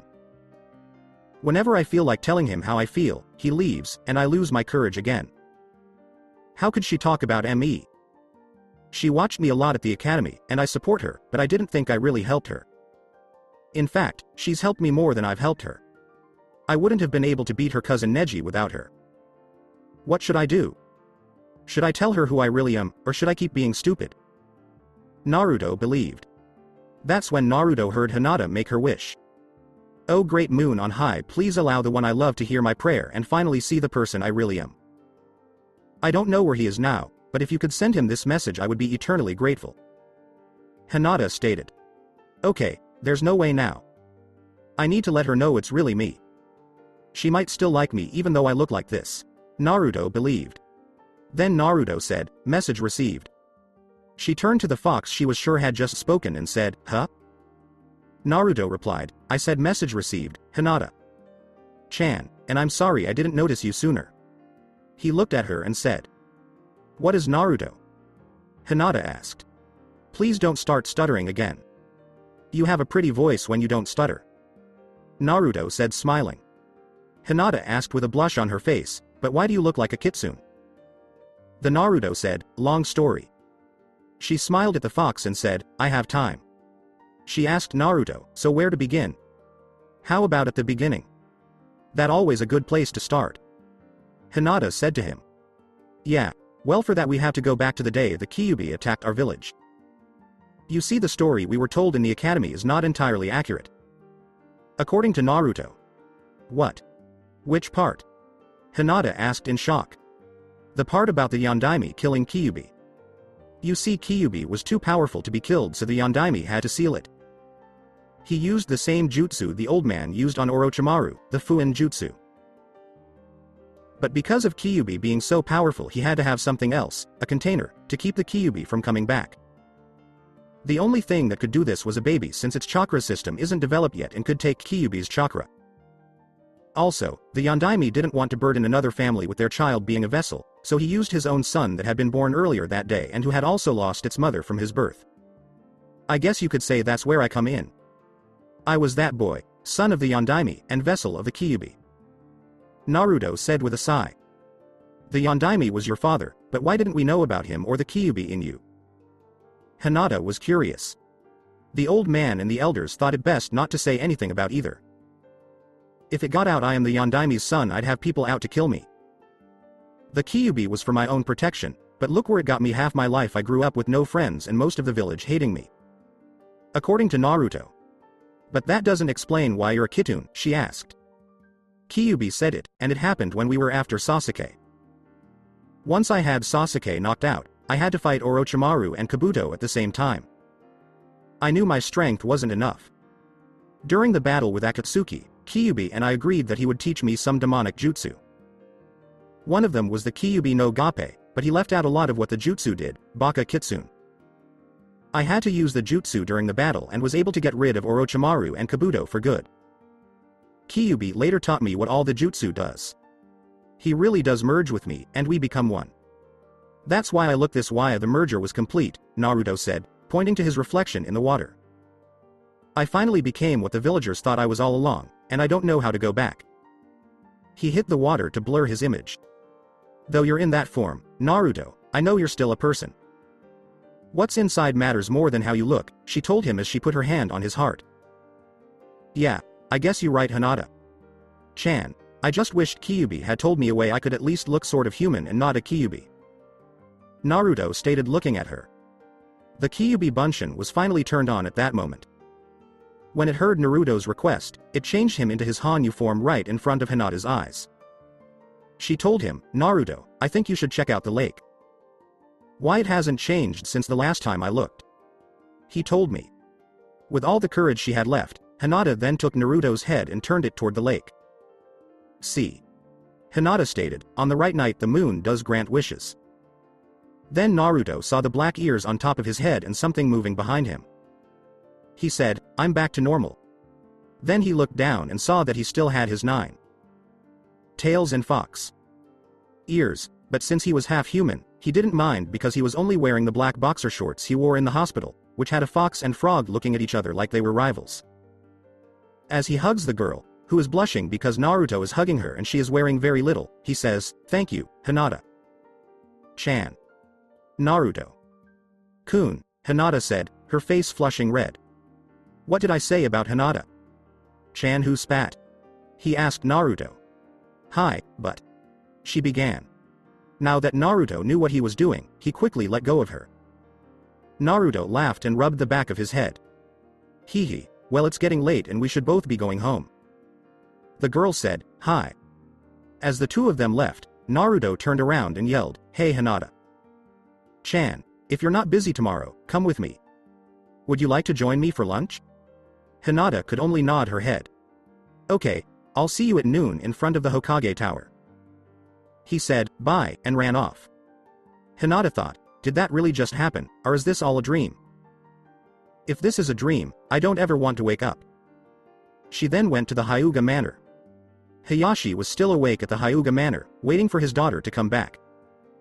It was already 1 in the morning, and she still hadn't come back. He felt better when he finally saw her enter the compound and went out to meet her. Hinata, Hayashi asked in a stern voice, where have you been? I'm sorry, Dad, but I went to the lake and Naruto was there. He was mad, so I sat down to talk to him, Hinata said. You saw him, right? Hayashi asked, realizing that he looked like the Kyubi now. Yes, Dad. Why didn't anyone tell you that he was the son of the Yondaime or that he had the Kyubi? She asked him now. For the safety of everyone, including the boy. Hayashi asked, so you thought of him as the Kyubi? Hinata answered, for a while. How do you mean? She asked Hayashi. Oh Dad, Mom was right, the moon does make wishes come true. I wished for him to recognize me, and he did. Naruto wished to be human, and he became human. He still had the 9 tails and fox ears, but he's still a person, Hinata said. Hayashi just smiled. She loves the Uzumaki boy so much, just like her mother. Well, it's late, let's go to bed, Hayashi said as she left. She turned around and went to her room, looking forward to her date with Naruto the next day. Naruto was shocked at how quickly he had returned from being on the other side of the village. He had also stuck to the path he had taken before, which meant he had only traveled through the forest. Usually, this would have made the trip even longer, but he had only taken 2 minutes to get back. As he walked up to the house, he saw that the light in the kitchen was still on. Naruto said, almost certainly to let me in. Someone must still be up. I can do that myself now, though. Tsunade hit him with her fist when he opened the door. Naruto dove and moved behind her before she let go of the other one. Geez, Oba. Chan, don't you think I've gone though enough today? Naruto stated. Tsunade was not sure where the intruder had gone when she heard the voice. When she turned around, Naruto, who was now half human, was standing behind her and grinning. Jiraiya told Naruto, you're back to normal. But Naruto saw the ear and tails and said, well, sort of. Naruto waved his arms in the air and said, yeah, I met Hinata at the lake. I wished on the moon, and I turned back to normal. It made Tsunade and Jiraiya laugh when they heard about the Hyuga heiress. Then they heard a voice. In fact, it was I who turned you around, the voice said as Kyubi showed up. Kyubi, are you still alive? What did you think? I thought you were dead. Kyubi looked at the two people and said, obviously the Hokage and others forgot to tell you. They looked embarrassed. Yeah, but you said he wouldn't turn into your bad self. That scared us all, and we forgot all about it, Tsunade said. Yes, of course. As I already said, I thought it wouldn't happen. I was just a kid the last time there was a merger. Kyubi said, I really can't remember what happened. Can someone explain what the hell is going on and how Kyubi is still alive? I yelled Naruto. Calm down, Kit. I'm not alive. I'm just a bunchin of Kyubi who was left in your mindscape to help you learn techniques and other things. You can only get my attention or be heard if you call my name or try to talk to me. The bunchin said, I couldn't change you into your Hanyu form because you didn't do that until you were with the girl. Then Kyubi is really gone? Sad Naruto asked. It said, yes, to the bunchin. What should I do? He asked, still upset that his friend was gone. You need to train right now. Now that you've merged with me, you'll have a huge amount of chakra. You will need to learn how to handle it without getting too tired. I think you should do the tree walking and water walking exercises. Your normal jutsu skills will still need work, but any demonic jutsu skills you need will come naturally to you. That's all I have to say about it, the Bunshin said. Just go into your mindscape like you always did if you have any more questions. After that, the Kyubi Bunshin blew off its steam. The Naruto said, okay. What did you do while you were away? Tsunade was interested in what happened between Hinata and her younger brother. Naruto told him, I saw Gamakichi. You called him to you in your Kyubi form? What did Jiraiya ask? He wasn't told by a boss to go find the new Kyubi. For some reason, the eight-headed demon Lord Orochi was sent back when I killed Orochimaru. He had been in the snake bastard. He told the other demons that he was back because the new Kyubi had destroyed his ship. Because boss knew dad had put Kyubi in me, he didn't believe him, so he sent Gamakichi to find him. After that, he told me that every lord is in charge of a different group of demons. As luck would have it, one of the group is Manda's clan, Naruto said. Who is the other person? Asked Tsunade. Other kitsunes like Enma, Gamabunda, and Katsuyu. Which I find kind of funny. He rubbed the back of his head and said, now I really am the boss of the frogs. Jiraiya and Tsunade both dropped their mouths. As Naruto left, he said, anyway, it's late, and I'm tired. Oh, and Oba, can I tell my friends tomorrow? It didn't bother Hinata, so I think it's okay for me to tell the others. Naruto, let's talk about it in the morning. Why don't you stop by my office around 10? Okay, Tsunade replied. K. Good night, ba. Can. He said, night arrow. Senin, and then he walked into the darkness to avoid any questions that might be asked about Hinata. Can you believe it?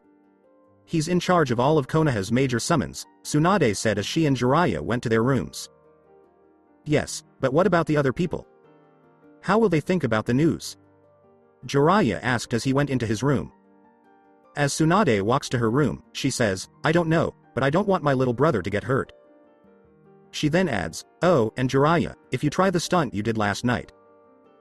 Every owner of an onsen in Konoha will know what you do. Jiraiya just took a deep breath and shut his door. Tsunade did the same. Naruto woke up the next morning to a loud knock on the door. Since it had been going on for 20 minutes, he thought Oba-chan must be away because she would have hit whoever it was. When he finally got dressed and opened the door, he saw a wooden woodpecker on it. Half of the door had been chipped off. Konkaru, Oba-chan is going to kill you when she see this. He said Naruto. Yeah, like she'll know it was me. What Konkaru said. Naruto, you're human? As the three Sand siblings walked in the door, Gaara asked them a question. He's a person, of course. What else could he be? What did Konkaru ask? They saw the tails moving behind Naruto at that very moment. Temari was shocked. I guess kind of human. The Kyubi said, it's my Hanyu form, but it's better than being seen in this village as Kyubi. He said Naruto. What the hell is going on and why does the brat have foxtails and ears? Konkaru yelled. You didn't tell them, did you? He said Naruto. Didn't feel it was right for me to tell them your problems. Gaara said. Well, I'm late to meet with Oba-chan, so you guys can find a room and you can tell them what happened. He said this as he vanished in a swirl of flames. Okay, spill it, what's going on? Temari, who had calmed down, said. Later, I don't feel like it now. Gaara talked about. Temari and Konkaru were both mad about this, but they still went to look for a room. Hinata was truly shocked that she was late. Hey Hokage. I'm going to die because of Sama. I should have been in her office 10 minutes ago. She sped across the rooftops to get to the tower and said, I was out too late. She is going to be mad at me now. I also almost forget the key my dad gave me to give to her. Is this for something? Taking a look at the key. When she got to the tower, she waited for the guards to let her in. She's been waiting for you. Someone said. Yes, I know, I'm sorry. He said out loud as he opened the door. Hey, Hinata. You're late. Tsunade spoke up. I know I'm sorry, but I was out late last night and Hinata began to talk about it. Thank you, Tsunade spoke up. Anyo-sa, for what? What did Hinata ask?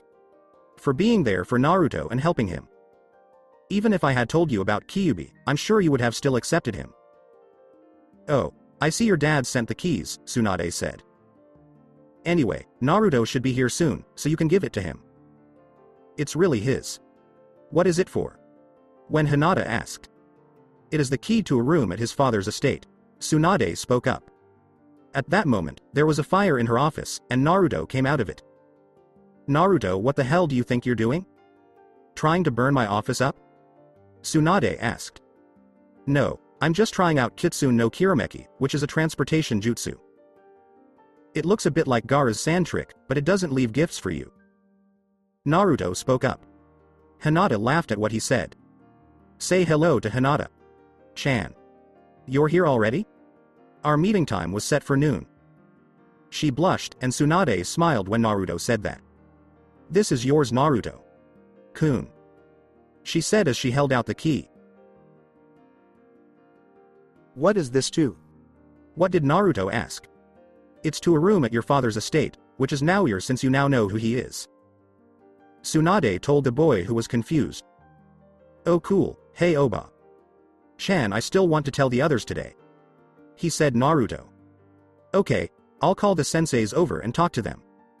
Until then, why don't you go work on controlling your chakras? Hinata, you should go with him. Tsunade said this and then went to talk to her guards. Okay, Yash, let's go see Hinata. Chan. I'll take you to a place where I usually work out. He then grabbed Hinata and said, fire. The two of them were instantly wiped out by the flames. While Naruto was out doing what he thought were dull chakra exercises. Tsunade had just begun the meeting with Guy, Asuma, Kurenai, Kakashi, and Aoba, who is the general of the Konohamaru Corps. Thanks to everyone who came at the last minute. Hikaru Kakashi, you already know what this is about, so please wait and don't read Jiraiya's shit. Now, I'm sure you've heard Team, Tsunade says. The Suna siblings, Kakashi, and Jiraiya were able to bring Uchiha Sasuke back to our village without harm and without the cursed seal. Of course, it wouldn't help anymore since Orochimaru and Kabuto are dead. But Kakashi was the only one who didn't say, what? I'm sorry my lady, but there is no way that team would be able to kill those two. Guy tells her. It wasn't our team that beat those two or Sasuke so we could have him now. It was just one person. Tsunade spoke up. Who? I asked Aoba. And Kurenai said, Naruto. You're very funny, Kurenai. There's no way Uzumaki Naruto could beat those three. It said Aoba. It looks like you don't know Naruto very well. This shouldn't be a surprise since I'm the sensei of my son's group and know who they look up to. What Asuma said. Well yes I know he looks up to the boy, but for him to beat a Chunin, Junin, and Sanin is impossible. It said Aoba. Not if he was as strong as a Sennin and had a little help from a furry friend of his. Tsunade has been added. You mean he can fully use the Kyubi's power? Asuma inquired. Well, from what I learned in the debriefing. He didn't use it until he faced Kabuto and Orochimaru. He used his own skills in a family jutsu on Sasuke. Tsunade said. What Judas was that my lady? She asked Guy. Body flicker. Now Kakashi spoke. Another, what? Came from the group. That jutsu is not something that boy can do. Everyone knows that only the Yondaime family could do that, and he never had a son. It said Aoba. Tsunade said, officially he never had a son. That means Naruto is Yondaime's son. That's why he used him to seal Kyubi. He didn't want to make another family go through the pain they do. Naruto's father was the Yondaime, so he probably didn't want people to be after his only son. That's why they never told anyone who Naruto's real father was. What Asuma said.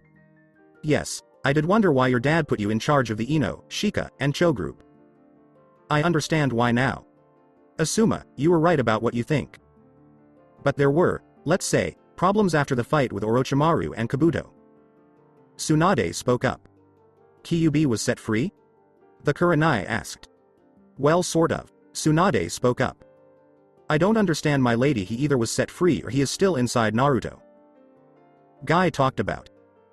I set him free during the fight, but Kyubi came out as pure chakra since he doesn't have a body.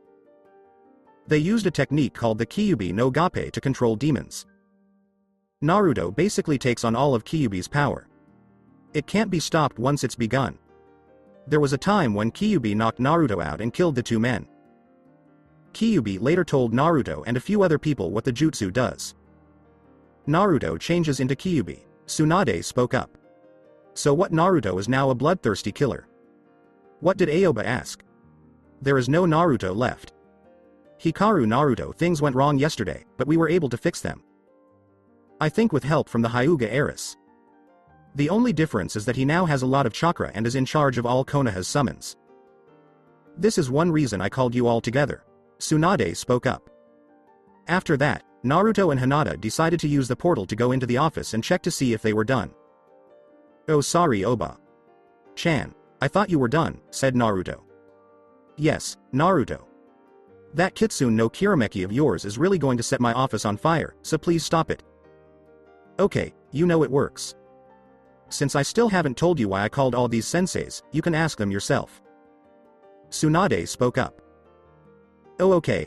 Alright, I was wanting to know if maybe you could bring all my friends here later on today so I could tell them about Kyubi and Dad and the merger and everything. Naruto told the Junins, who were shocked to see Naruto with fox ears and 9 tails. Of course, Naruto, we have no trouble at all. You've saved all of us many times. They'll understand anything you say, I'm sure. The Kurenai said. Thanks, that's all I have to say about it. Oba-chan, when should I put my cane back? He asked Naruto. At 2, everyone should be back here with you students. Kakashi, please don't be late. Naruto, leave this place right away or I'll hurt you. Tsunade spoke up. Even though Naruto begged Tsunade not to let them use the Kitsune no Kirameki again, he and Hinata left his office. Hinata told him that he had used enough for the day, and she was sure that Tsunade felt the same way. So where are we going now, Naruto-kun? She asked Hinata. Back to Oba-chan's house. Gaara and his siblings are staying there for now, and I figure Gaara still hasn't told them about my new form. Naruto spoke up. Oh, but why are you using a henge now? The woman asked. Because Oba-chan told me to use a henge to look normal until she tells the village the news, which won't happen for a while. It also helps me learn how to control my chakra, but I don't want to use it. He said. Naruto. Well, once you tell everyone this afternoon, you won't have to use it around them. It was said. I guess you're right. So, here we are. As he took the henge apart, he said. That's when Gaara opened the door. How are you going to do that? Even when I had Kyubi, I couldn't feel your presence. He said. Naruto. I don't sense you, it's just every time I go to do anything you somehow show up. Gaara tells us. It must be like the Kitsune and Tanuki tales. What Hinata said. The Naruto asked, what? Oh, my mom used to tell me stories about how Kitsunes and Tanuki can change their forms and play tricks on people. Things can go wrong when they get together. Hinata spoke up. Huh, oh well, are the others at home? He asked Naruto. In the living room watching a movie. Gaara talked about. Oh, which one? He asked Naruto. A snow princess. I am not sure. Gaara talked about. Oh, the one with me in it. What Naruto said. When they got to the living room, Temari and Kankuro were glued to the TV, watching Naruto fight a man whose arm had a black chakra dragon growing out of it. See, I was protecting the actress, who happened to be the Yukikaze from her uncle, that man there, and most of the fight was used in the movie. Naruto said that was the end of the movie. Okay, you didn't tell us this because? Temari inquired. Forgot. Anyways, can you guys be at the Hokage's office at 2 today? Naruto asked, rubbing the back of his head. Sure, why? What did Kankuro ask? To explain why I look this way now. I thought Gaara still hadn't told you. He said. Naruto. As I said before, it's not my place. Gaara said. Anyway, just show up at 2. Gaara, you too. Hinata and I are going to lunch. I'll see you at 2 o'clock. He said this as he and Hinata walked out the door and started the henge. When Naruto and Hinata finally got to Ichiraku Ramen, they ordered their food. While they were waiting, Naruto asked Hinata a question that had been bothering him. The boy asked, Hey Hinata-chan? She answered, yes. He asked, why didn't you tell me before? About how I like you. I thought you might not accept me because you were still in love with Sakura. San. She spoke up. Oh, Sakura is now like a sister to me. When Sasuke first left and she begged me to bring him back while crying, I knew I had no chance, he said. I'm sorry Naruto-kun. She also said. Don't be silly.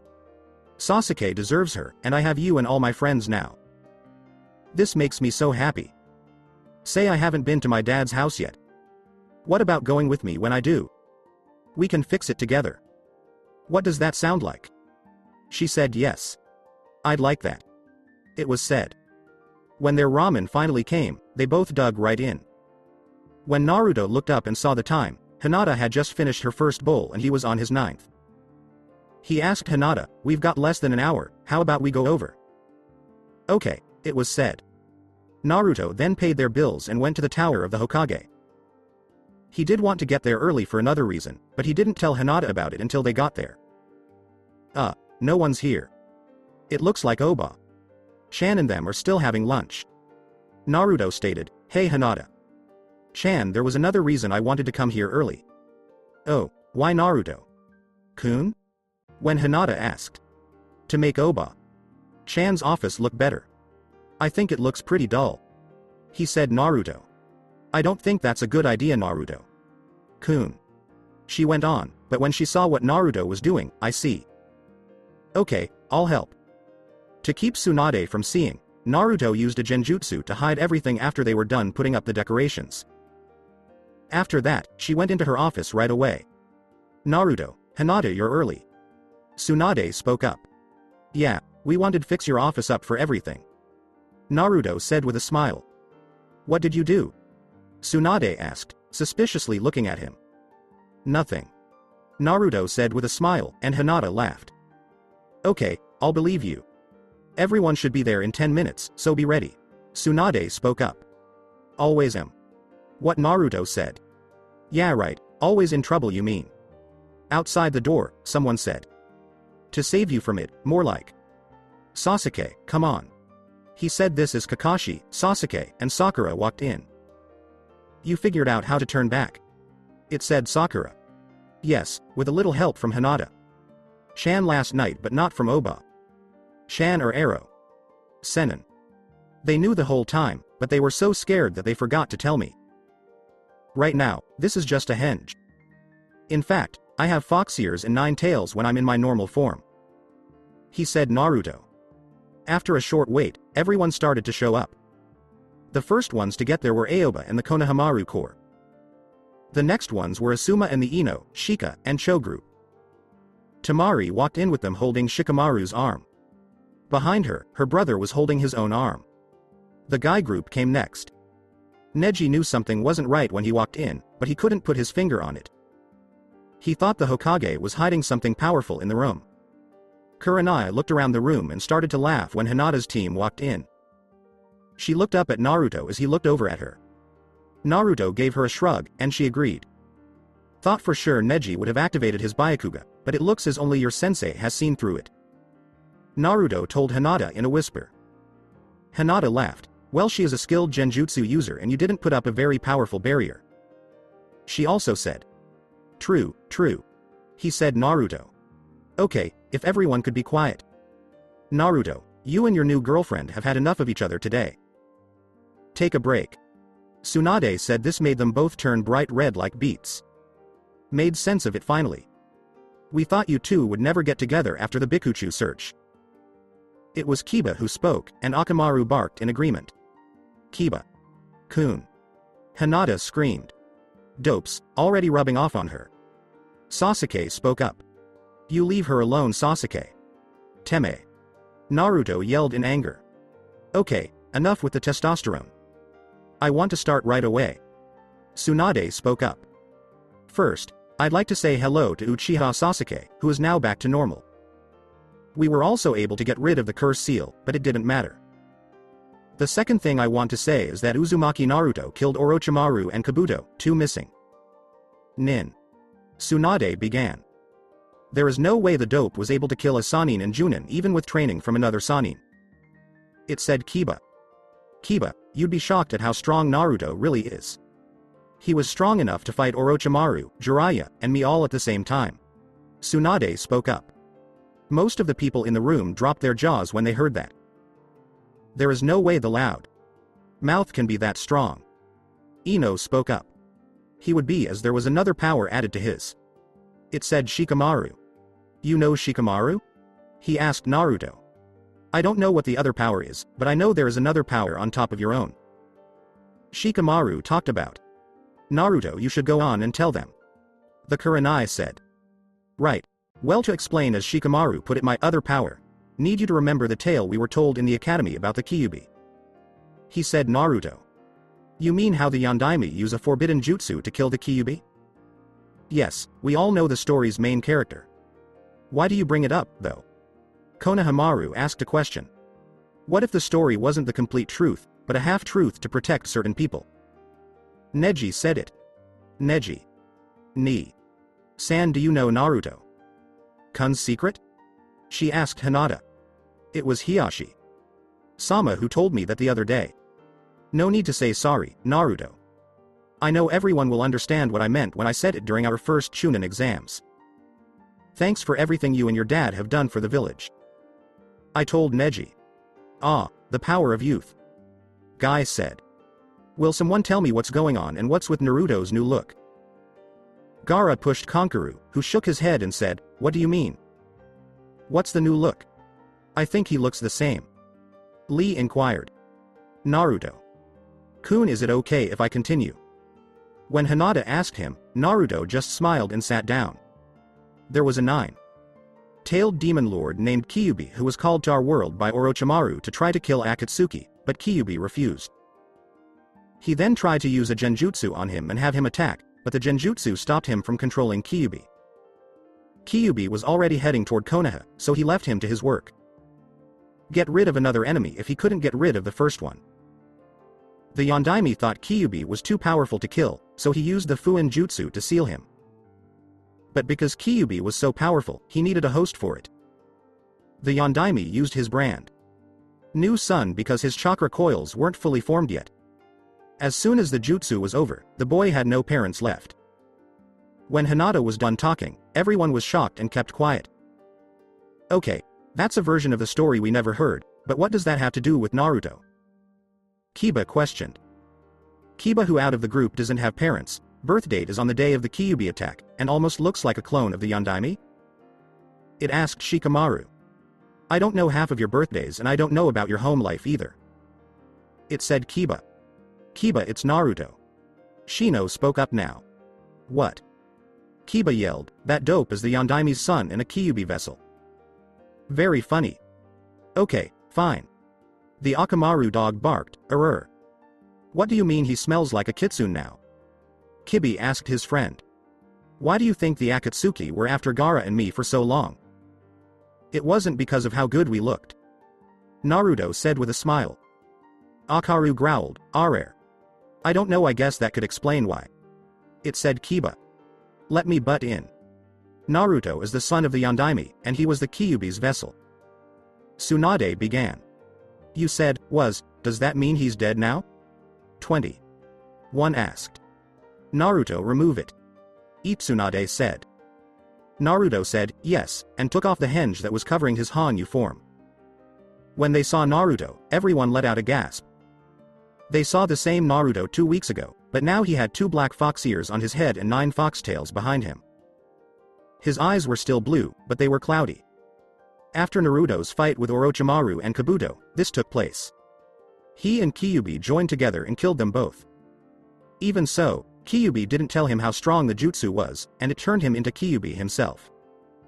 The Kyubi was one of the 9 demon lords. They keep an eye on our realm and make sure it stays safe when a demon from their realm comes here. Naruto is now the boss of all the 9 Tails demons because of the merger. This makes him the strongest of them all. Besides being in charge of most of Konoha's summons, he's also in charge of a group of demons. Even after Tsunade spoke, there was still silence. Please be quiet, I can't handle it. This could mean that they are still trying to take it all in, or that they are scared of me and haven't come to their senses yet. Then Naruto thought. It was clear that Hinata was also uncomfortable, as she watched Naruto's body language and put her hand on his shoulder. He smiled at her and put his hand on top of her. Tsunade would have been odd if the information that had just been given wasn't so important. Alright, then. It's getting too much for me. Yes, I can understand if some of you no longer want to be my friends because of Kyubi. It won't bother me, but could someone please say something? He said Naruto. Why wouldn't we be friends with you anymore, leader? Moji inquired. Well, it wasn't really you or Kyubi who attacked Konoha, either. It was this leader named Orochimaru that you talked about. Udon said. Everyone else in the room said, yeah. That's great that you all think that. Now if Oba-chan could just explain it to the rest of the village, they'd know that neither of us was to blame. However, that day will most likely be very cold in hell. He said Naruto. Oh, I have my ways, brat, and if you're going to be my successor they'll have to accept you. Tsunade spoke up. Naruto, is that why you had the henjon earlier? Tamari inquired. That's right, so the villagers and other ninjas won't get scared and try to attack me. Now it would be hard for them to get a hit on me. He said Naruto. Yosh, you have set the challenge. Rock Lee will take it. Lee spoke up. He ran straight at Naruto, but just as his arm was about to hit Naruto, he and Hinata were gone. A golden streak was all that could be seen. I'm so glad Arrow Sennin taught me Dad's body flicker jutsu. Lee, stop it. You almost hit Hinata, and it's too crowded in here to fight properly. He said Naruto. Yes, Naruto, you're right. We will get back to this when I see you again for training. Lee spoke up. Alright, whatever. I think it's time to party now that everything is over. He said Naruto. To what? Tsunade yelled loudly. He smiled when she asked him a question, snapped his finger, and the genjutsu he had been using came down. Blue, purple, and red were used to decorate the whole office. There were manga-looking paper snakes and Uchiha fans all over the place. In the far left corner, there was a Pia plus or minus Ada that looked like Orochimaru in chibi form. The sign above Tsunade's desk that said, "Welcome back Sasuke. Teme," was the cherry on top of the whole decor. This is what you were doing when I got there. You must have just finished it. Tsunade spoke up. Yeah, I thought the jerk needed a proper party to welcome him home. Hinata did help, too. It wouldn't have been done on time. He said Naruto. Now he felt a hand on his shoulder. He turned from talking to Tsunade to see Sasuke's hand on him. Thanks, dope. Sasuke said with a smile. No problem, and is that a smile I see? What did Naruto ask? Got a problem with that? Naruto gave Sasuke a mean grin and said. Everyone, this is the first time in Konoha's history that Sasuke had smile under non-violent circumstances. The loud announcement made by Naruto also got him punched across the room by Sakura. That's what you get for embarrassing Sasuke-kun. It said Sakura. Gomen. She bowed and went over to check on her boyfriend. He was just joking with Sakura. You did not need to hit him. As Sasuke put it, Sakura just blushed. People talked and shared stories about what had happened in the years that Naruto and Sasuke were away from Konoha at the party. Even though the cursed seal made Sasuke forget many things, he did remember that Orochimaru taught him how to call on Manda.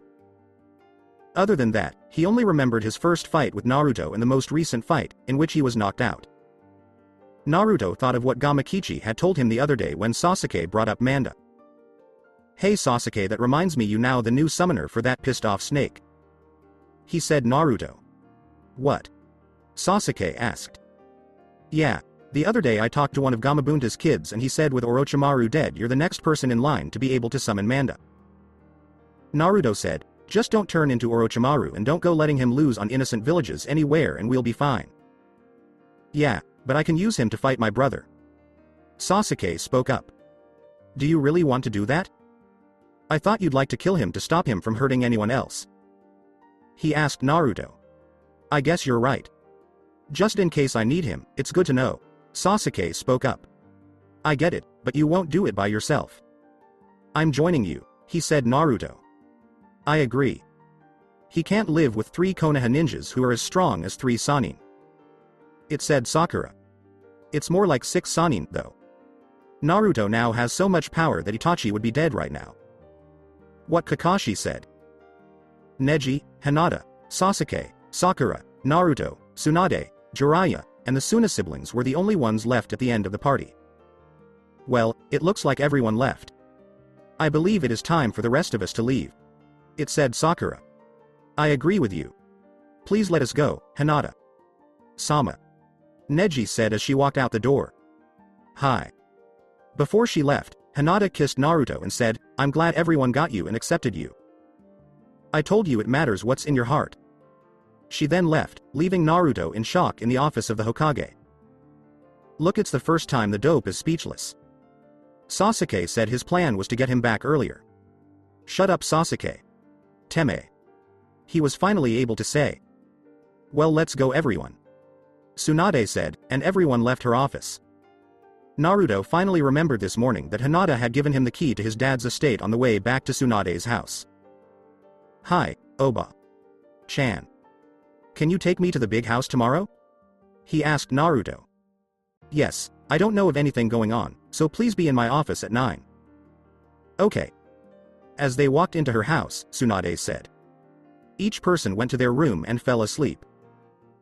Naruto slept the best because he knew that all of his friends liked him for who he was, not what he was called, which he couldn't change. Next, Naruto woke up in a state of grief. He went to the Hyuga compound to get Hinata so that they could fix up his dad's house. Hiyashi stops him as he walks into the compound. Ah, Uzumaki, Naruto coming to get my daughter? Hiyashi asked. Yes sir, we were going to go over to dad's house to fix it up. Naruto replies. It looks like you two are off to a good start. The house must be a mess. You can also let the henge fall here. They all know about the merger, and most of them think highly of you because they knew your father. Hiyashi replied to him. Yes sir. Why do you say it was left in a mess? Naruto asked as he let go of the henge. Well, your dad might have been a great Hokage, but look at how clean his house was. He was a genin. You only need to clean up, put food in the fridge, and choose a room. I'm glad you finally found out who your dad was. A lot of people were shocked, I'm sure. It said Hiyashi. You knew then? He asked Naruto. It made sense to me. For one thing, not many people in the village have hair that color. And yes, I'm okay with you and Hinata seeing each other. I'm sure your dad would be very happy about it. In the end, he was my best friend. Hiyashi said with a smile. Here she is again, in the small garden we have on the estate. She likes to practice back there, and for some reason she loves the waterfall. I think it's because it was her mom's favorite place in the compound. Come see me and we'll talk about Arashi if you ever want to know more. Hiyashi said and then left. Naruto then went in the direction of the sound of water running. Since the merger, his senses had become 3 times stronger. He could now probably see, hear, and smell as well as Akamaru. When he got to the waterfall, he saw her doing moves on top of the water that looked like kittens but had water swirling around them. Naruto then remembered the pretty girl he saw on the first night of the Bikuchu expedition. It was you. I was shocked, Naruto said. She put down the kitten and grabbed a kunai. You were the one I saw the first day we went on that bug mission.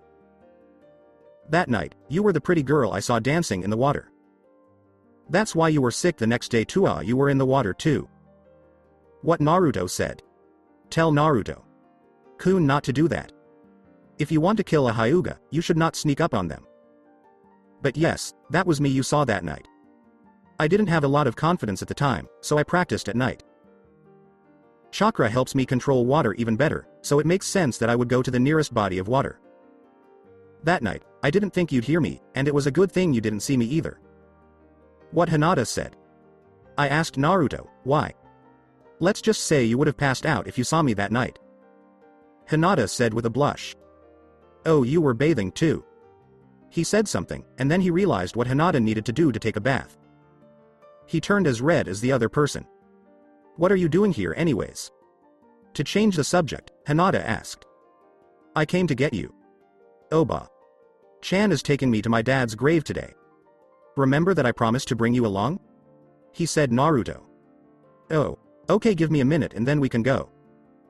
Hinata said as she began to get her things together. They saw that the guards weren't at the door as they walked up to the tower. That's strange, they are normally always at the doors? What Hinata said. Most likely on break. I can take down this henge too since they're not here. Naruto said as he took it out of action and began to open the doors. No, Naruto, damn it. That was the only time. Naruto threw open the doors, cut Hinata off, and said, the guards aren't there if Hokage Sama is having a meeting with the elders. Gaki, what are you doing here? I yelled, Jiraiya. Naruto, you're early. Tsunade spoke up. No, I'm right on time. As Naruto pointed to a clock, he said, you said 9, or did you forget about Oba? Chan? Elder Omura told Naruto, it's good to see you fixed your issue. Huh? What the heck? He said Naruto. Naruto-kun. Hinata said that she moved her eyes up and down. Oh crap. I forgot to take it off. I'm sorry, Oba-chan. I'll go back outside and wait. I'm sure the elder doesn't want me to bother you. Sad Naruto said. Boy, we don't think of you that way. Please at least bear with us. Don't forget that we know your dad's story and why he picked you. We should have been able to tell the villagers the truth from the start, but look at how much you have grown and changed. I'm sure that spending 3 years with this baka didn't help though. When Elder Kaharu pointed to Jiraiya, he said. Why you? Jiraiya began to speak, but Tsunade's fist in his face stopped him. Even though the Tsukubi is out, I'm sorry I had to break my promise to the boy to show him his father's estate. He's probably going to move in there, unless he wants to stay with me or Hyuga Hiyashi. Tsunade spoke up. But of course Hokage, we will continue this later then. They said, and left. What was going on, Oba-chan? He asked Naruto. I was telling them more about the demon lords based on what you told us. When you came in, I wasn't done yet. Tsunade spoke up. I'm sorry. I was afraid they would be mad at me.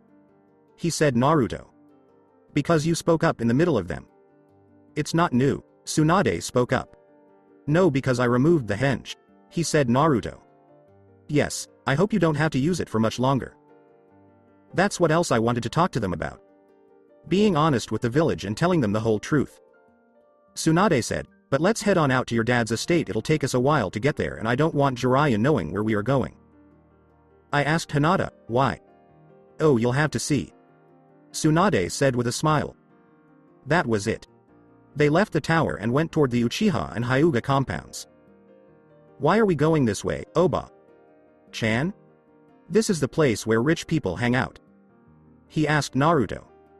Well, Naruto, your dad's family is from the Seigan line, who are well known and respected in many villages. They were also very rich and powerful because they were always eager to learn. This made them great ninjas. Tsunade spoke up. As they walked on, they went by the Uchiha and then Hyuga estates.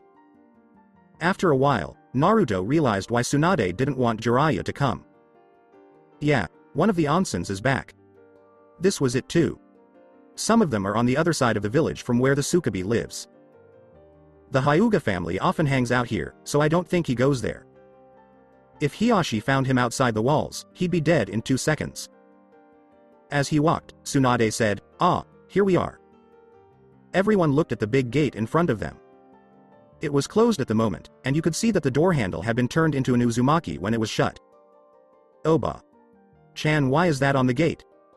When Naruto pointed to the handle, he asked. There you have it, your family symbol. Many people have forgotten, but the few that do remember see it every day and know who you really are. Like Sasuke and the Uchiha. Tsunade spoke up. You said his father's side was the Saigans, what about his mother? She asked Hinata. Sorry, I can't answer that. They kept her safe, so not many people knew about her. I can only say that she was from Fire Country. I don't know anything else. Tsunade spoke up.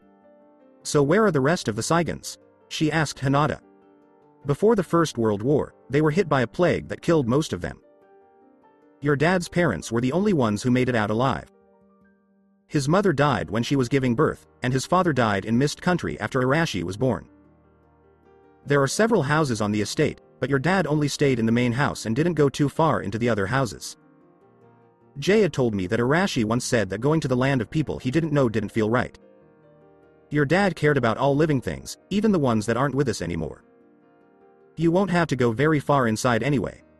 Tsunade spoke up. Why do you say that, Oba-chan? He asked Naruto. You'll see, you just need to open the doors. Tsunade spoke up. Why can't you? What did Naruto ask? Well, your dad was pretty smart with seals.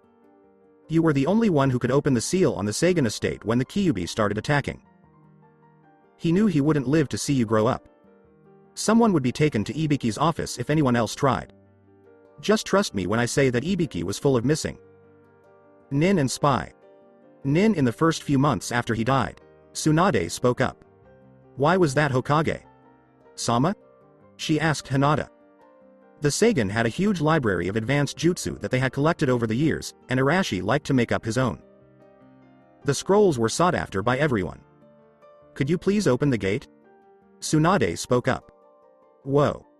Naruto was amazed by the building. So I guess this building is the library where all those secret scrolls are held. Naruto pointed to the huge Story building right inside the gate and said. Actually, no, that's the main house. Suad spoke up. What is it?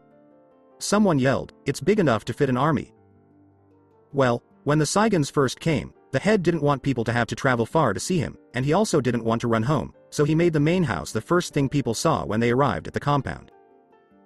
It can also be used to scare someone. Tsunade spoke up. Yes, it's working. I don't want to go inside at all. I'm likely to break everything in the room. He said Naruto. Come on, Naruto. Kun, you have to go inside and see if you like it. What Hinata said. Yeah, we can't go in until you open the door. Tsunade spoke up. How many buildings did Dad use this seal on? He asked Naruto. From what Jiraiya told me, all of them, but only the main door. After that, anyone can go where they want in there. Tsunade spoke up. Then what is the key I brought yesterday for? She asked Hinata. Oh, that's for the scroll room. Tsunade spoke up. I'm going to have to find this seal. He said Naruto. Why Naruto? Kun? She asked Hinata. To keep the main house safe. He said Naruto. Believe me, the seal isn't the only thing that protects this compound. As they walked into the main house, Tsunade said. Everyone was amazed by how beautiful the building was when they walked inside. Japan. Style furniture, shoji doors, and tatami mats made the inside look like a real Japanese home. They planned to see a lot, but they weren't sure if they could do it all in one day. I think I could spend years in this place and still not see everything. Naruto spoke. I don't think it's that big, Naruto. Tsunade spoke up. Oh yeah, look through the window. He pointed to the window he had just gone by. Tsunade and Hinata looked out the window and saw that the house was very long. It also had a garden and what looked like a shrine. It looks to be longer than my house. What Hinata said. I think it is longer and larger than both the Uchihas and Hyuga's main houses put together. Tsunade spoke up. Found the kitchen. He yelled from further down the hall. Hinata and Tsunade went to the place where he had heard the voice. The kitchen was very big. It looked like it belonged in a restaurant. Naruto was already inside, and he was excited to look through the cabinets and see what was left. Find anything interesting, Naruto? Tsunade asked with a smile. Ramen. Every cabinet is filled to the rim with ramen. Naruto yelled. Yeah, Jiraiya told me that your dad probably taught you how to eat a lot of ramen. We should check out the other rooms anyway. Tsunade spoke up. Naruto would leave the doors open as they went through the rooms that were important to him. The group was most interested in the dining area. The legs of the table were still part of the tree even though it had been cut down. A lot of pillows were set up around it so people could sit on them. It was low to the ground. The other ones, like the spare bedroom and other places, were locked up. There was a big dojo at the end of the other hall. This made Naruto happy. I can practice taijutsu and other things in here. He said Naruto. I think you should practice those elemental jutsus outside. The outdoor practice area looks like it has a roof for that. Tsunade said this while pointing to a patch of dirt with a wooden roof over it. After that, the three went to the second floor. It was there that they found the advanced scroll library. Naruto used the key to open the door. The library took up the whole top floor, and the shelves went all the way to the ceiling. There was an index book at the front door that told you where to find a certain jutsu and how advanced it was. The Junin level was the lowest and went all the way up to the Hokage level. Well, I'll know where to find you if you go missing for a number of days. Tsunade said something when he saw Naruto drooling. Can I let others see these Oba? Chan? He asked Naruto. It's your home. Anyone is welcome to come in and look at these. Thank you, and please let me take some of these home with me. When Tsunade looked at the list, she saw some medical jutsu she had never heard of before. Sure, as long as you teach them to Hinata. Chan too. He said Naruto. Yes, we can learn these together. Yes, Hinata said as Tsunade looked at her. Well, let's go outside and see what's in the backyard, or maybe I should say park. Hinata laughed and said. After that, the three went outside to see what they had seen through the windows. He smiled when he heard the sound of a waterfall outside as they walked. What do you hear, Naruto? Kun? Hinata asked when she saw his smile.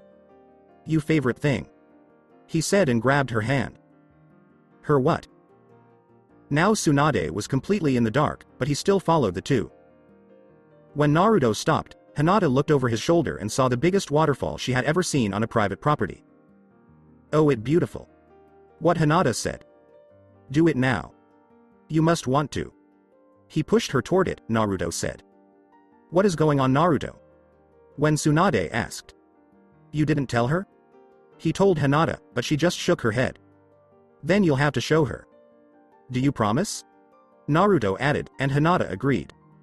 Will someone tell me what's going on? Asked Tsunade. Just wait, Oba. Chan, and you'll see. Naruto said with a smile. That's when Hinata jumped into the water and began to use the Juken style she had learned. Everything around her seemed to go away once she started.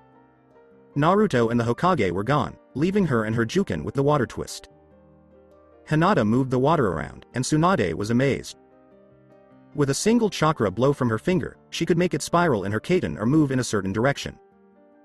This is really cool. She had this much power over the water and her chakra. Tsunade spoke up. Yeah, it's even cooler if you see it by moonlight. Naruto told her he loved watching her. What does that mean? Tsunade said he was getting suspicious. Oh, nothing. What was that for? Naruto asked Itai in a normal voice. The noise made Hinata lose her focus and come back to the real world. When Tsunade kicked her boyfriend in the butt. Hokage. Sama. Hinata screamed. He been watching you at night, Hinata. Tsunade yelled in anger. What? Hinata asked and looked at her boyfriend, who was badly hurt. I just said it looks even better by moonlight, and she started trying to kill me. Naruto said as he took care of his wounds. Oh, you misunderstood, Tsunade. Sama. Hinata laughed and said, the first night we went on the Bikuchu search, I was practicing the moves under the moonlight. He saw me when he woke up, but he didn't know it was me until this morning. Oh, okay, I thought the brat had been turned into a Tsukubi too. Tsunade spoke up. As if, why'd I have to do that when I have Hinata? Chan, said Naruto. Hey, look, there's that shrine we saw inside the house. See that small shrine up that trail? It's near the waterfall, Hinata said. Tsunade and Hinata were shocked by the type of shrine they saw as the group walked up the trail. Cool, it all orange. He said Naruto. Baka, do you know what kind of shrine this is? Asked Tsunade. No, I never got into any in the village. Someone would always push me away if I tried to get close to one.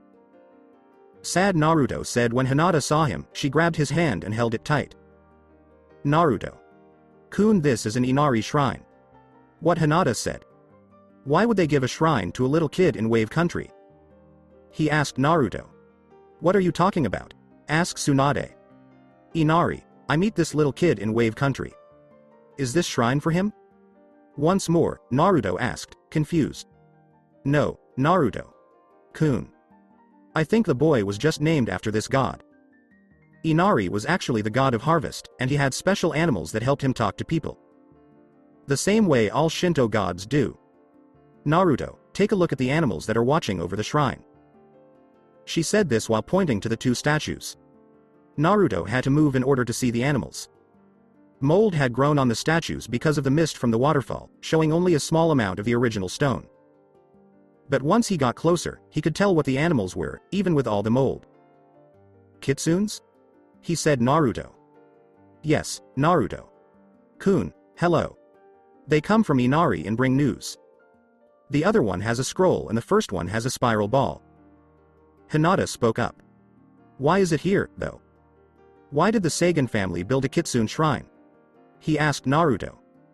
Hi Naruto, I don't know you. No one else I know would know the answer, but your dad would. Tsunade spoke up. No, I know of someone that might know. Naruto said as he looked at Hinata. Hello, Ishii. He and Arashi were best friends, so anyone who knew would have said so. Tsunade spoke up. Well, have fun you too. I need to get back to work. Tsunade spoke up. But Oba-chan, I thought you were going to help us clean? Naruto drank wine. Sorry kid, I have to go back and finish the meeting with the elders and Jiraiya. Tsunade stated, I'll see you at the house tonight Naruto and behave. Yeah, just go on. As he walked into a room to start cleaning, Naruto waved at her. Hinata, please watch out for him. I believe the Inari shrine made him a little angry. As Tsunade left the house, she said.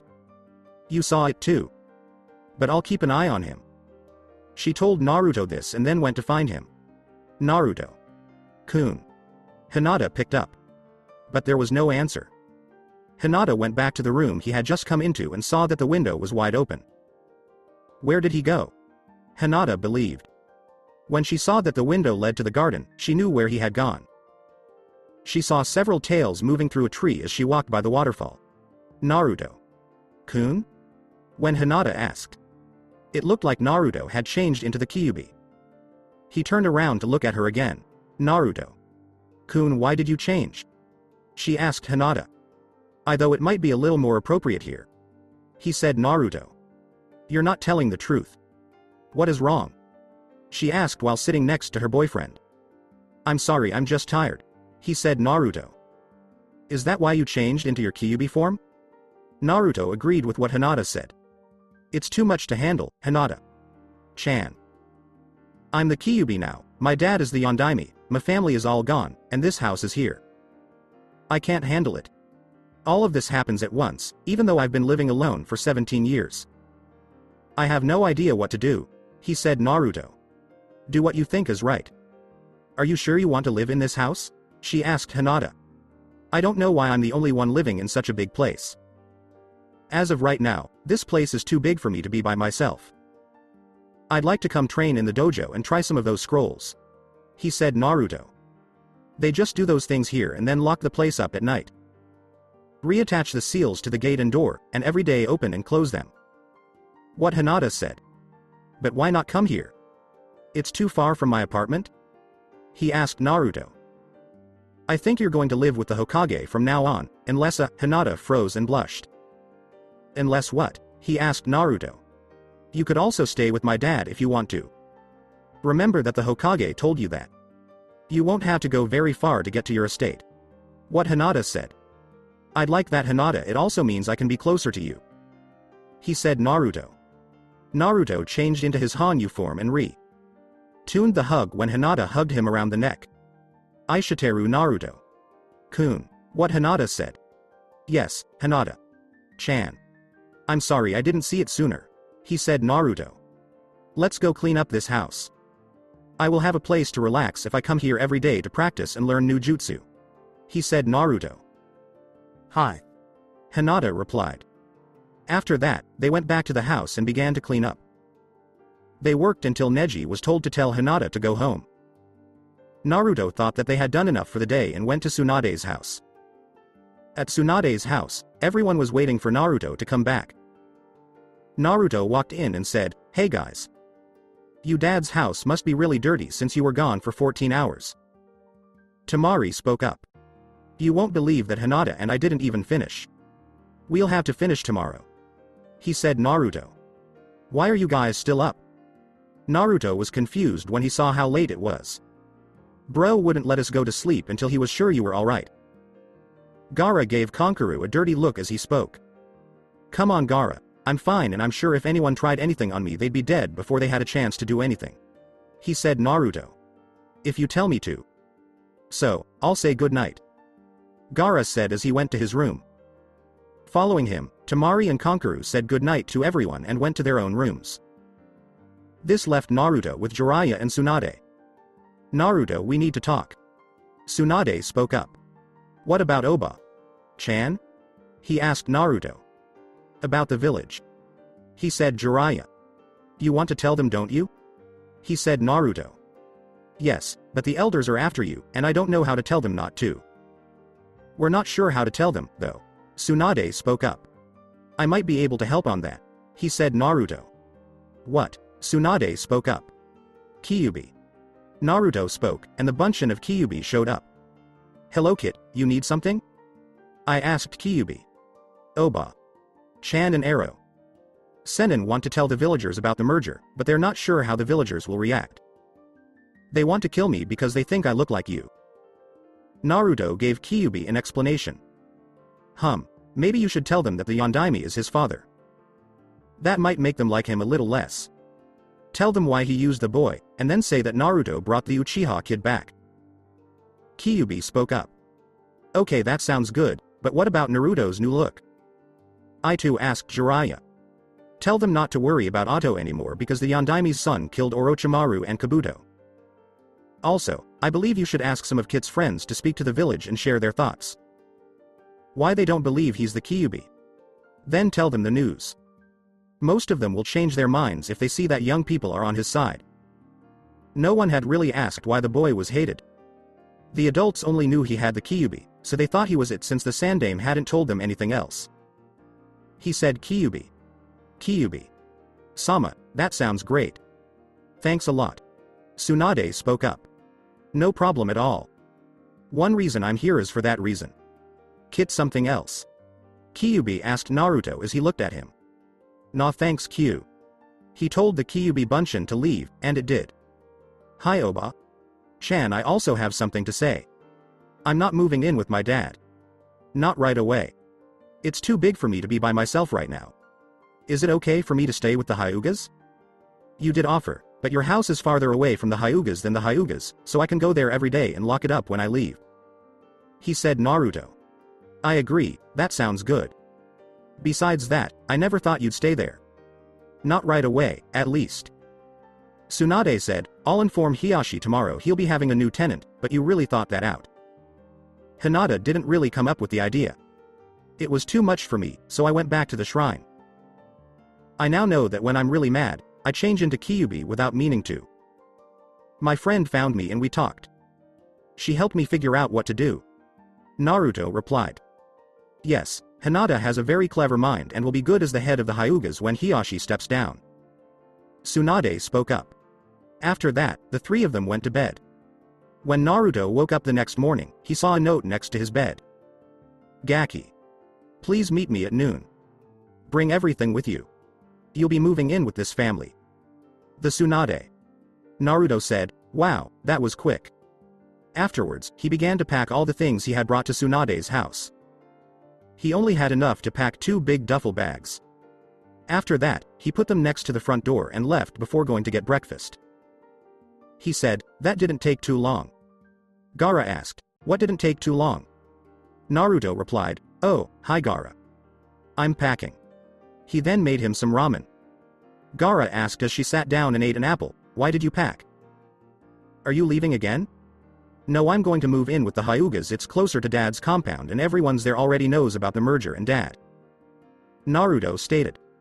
"Well then I think it's time for my siblings and I to return home." Gaara told me. "So soon I was hoping you'd stay a while longer. We could spar some. You're about the only one that'll give me a good workout anymore." According to Naruto. Temari said, "We're not leaving yet." Kankuro said with a smirk, "You just don't want to leave the Shika kid." "I'm not leaving until he answers my question." Temari told me. Naruto asked, "What question is that, Temari?" She want to be his girlfriend, but the lazy guy refused to give her an answer. Kankuro stated. Temari, you know you'll be waiting a while on that one, right?" Naruto stated, "I mean I grew up with the guy and it takes him a while to reply to any question given to him if it's not from Choji or Oba-chan. Well, I guess we could stay a little while longer. I'd like to spar with you, Naruto, and see you house." Gaara stated. Temari said, "Yeah. and gave her brother a hug. Right, we haven't seen this house of yours yet, we can't leave until I see the place. Konkaru told us. Oh alright. I show it to you guy in the next couple of days, but right now I have to go to see Oba Chan and move to my new home. Naruto stated. Naruto got his things together and went to the Hokage's tower. There were people in the tower named Hiyashi, Hinata, Neji, Tsunade, and Jiraiya waiting for him.